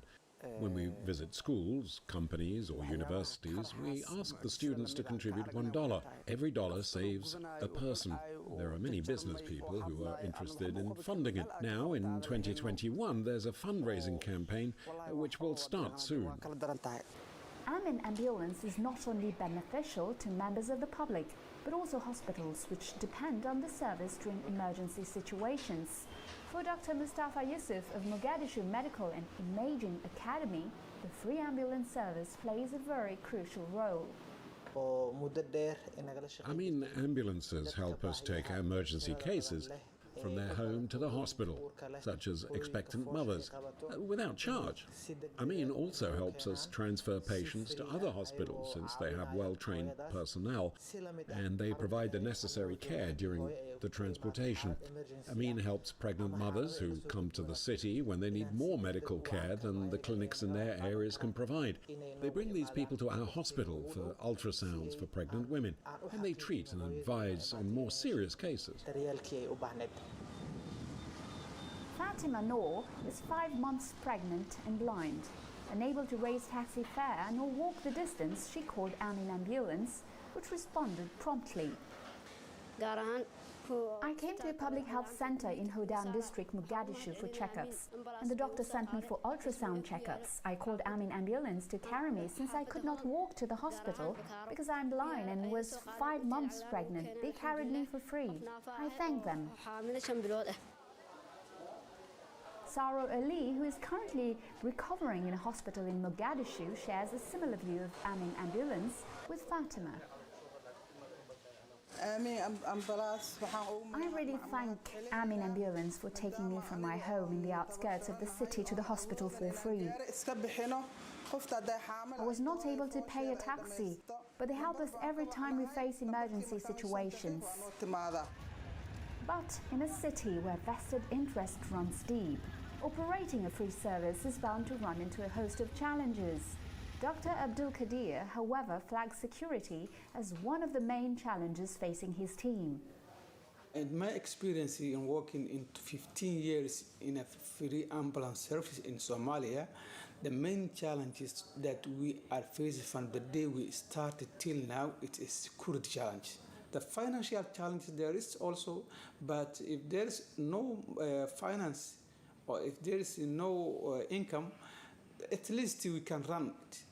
Whether we pay from our own pocket or we take from the businessman or any other person.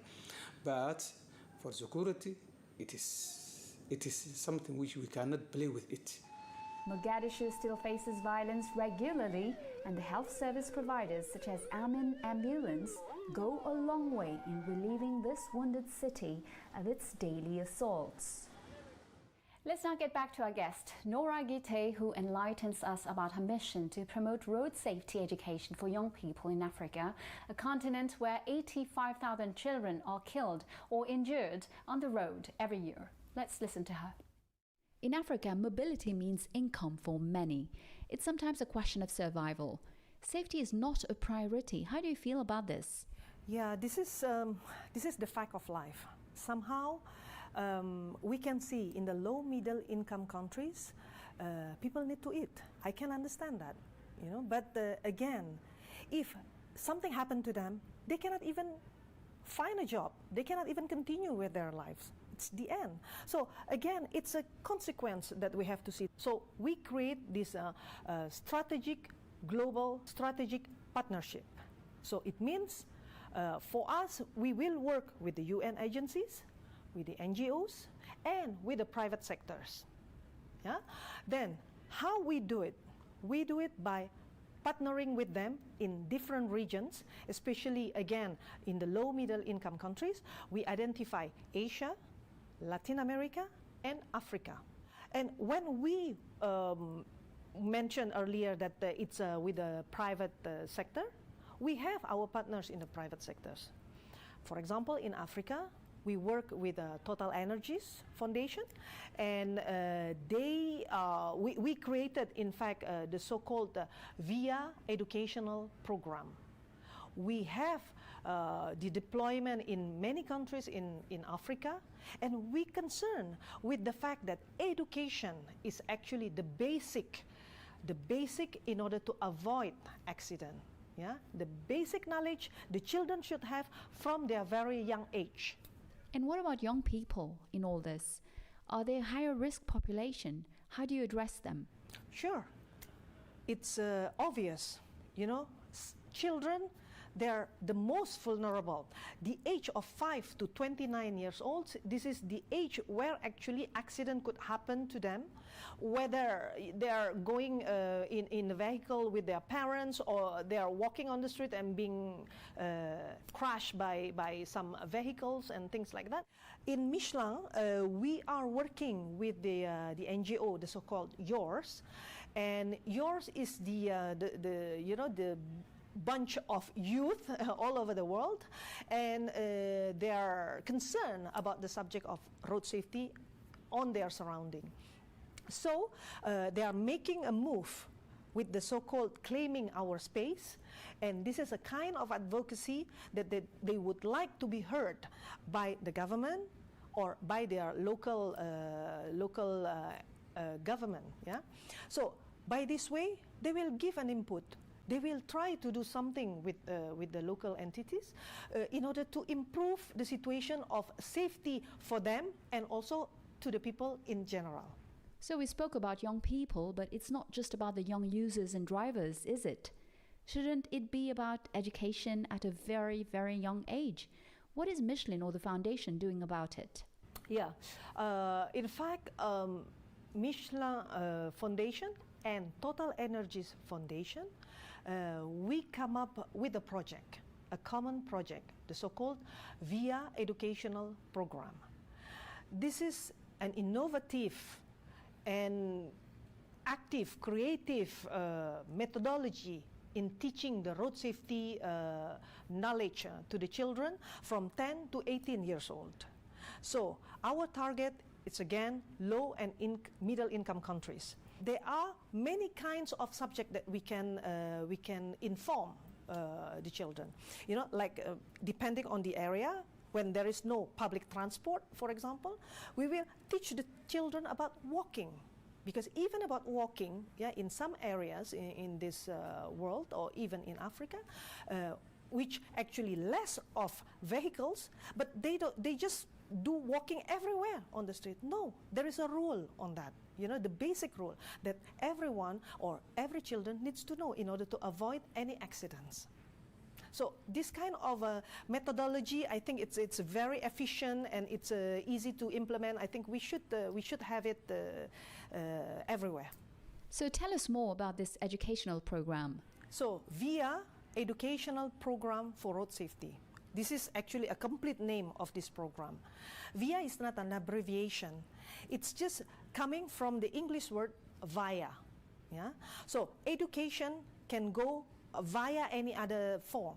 So what we use the word of VIA educational program for road safety, it's because it could be anywhere, it could go everywhere, you know. So now the objective of VIA or the ambition of VIA is very high. You know, we want to have more and more children to have this opportunity to learn the road safety education from this module of educations. The ambition of VIA, it's very big. We want every children in this world to have experienced the educational way of VIA. So, aside from that, we want also we have also the other ambition, which is actually the sustainability of the road safety education. How we do it? We need to work with the government. When it's already in the curriculum, it means the educational itself, it's obligation by all schools to be delivered to the children and for the children to receive it and to implement it by their own. So Nora, my final question, what's your hope for the future when it comes to road safety in Africa? Yeah, we hope, and I think personally, I believe if everyone works together and if we concentrate just on Africa, I believe the 50% less accident as the objective of the global plan can be achieved. And this is important. The countries in Africa, they need our support. They need the involvement of every stakeholders. Yeah? So they need us. I hope we can help to reduce the 50% reduction of accidents in Africa. But it's not only 50%, maybe until 0%. And this is the biggest challenge for everyone. Well, that's it. Initiative Africa is over for today. You can find Nora Gite's interview and the replay of our shows on our website, africaonair.com. And you can also follow us on all our social media channels. Feel free to share, like, and comment with the hashtag Initiative Africa. And don't forget, next week, same time, same channel, I'll see you again with a new edition of Business Africa. Have a great week, everyone, and goodbye.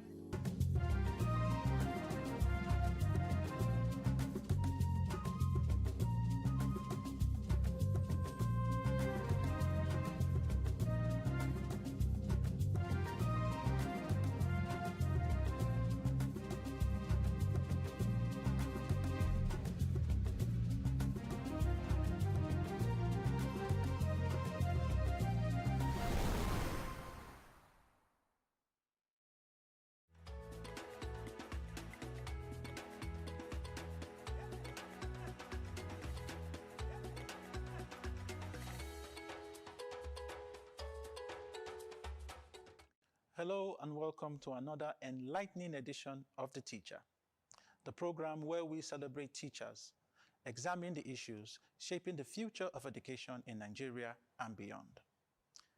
I am Philip Yang. Education thrives in an environment of safety, stability, and trust. But across Nigeria, many schools are increasingly becoming targets of insecurity, from the abduction of students and teachers to attacks on school communities.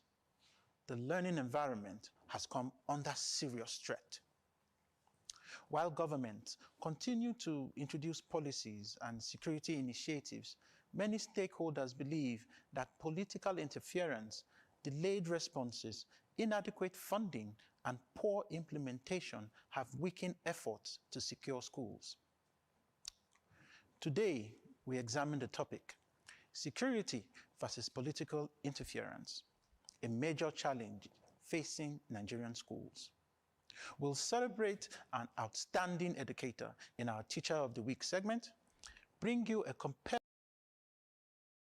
documentary feature on school security challenges, and later engage with our guest in a critical discussion on what must be done to safeguard Nigerian schools.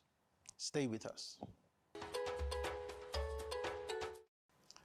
Today's Teacher of the Week is Mr. Kingsley Kelechi Ekpe, Vice Principal Admin, Daitams International School, Rivers State.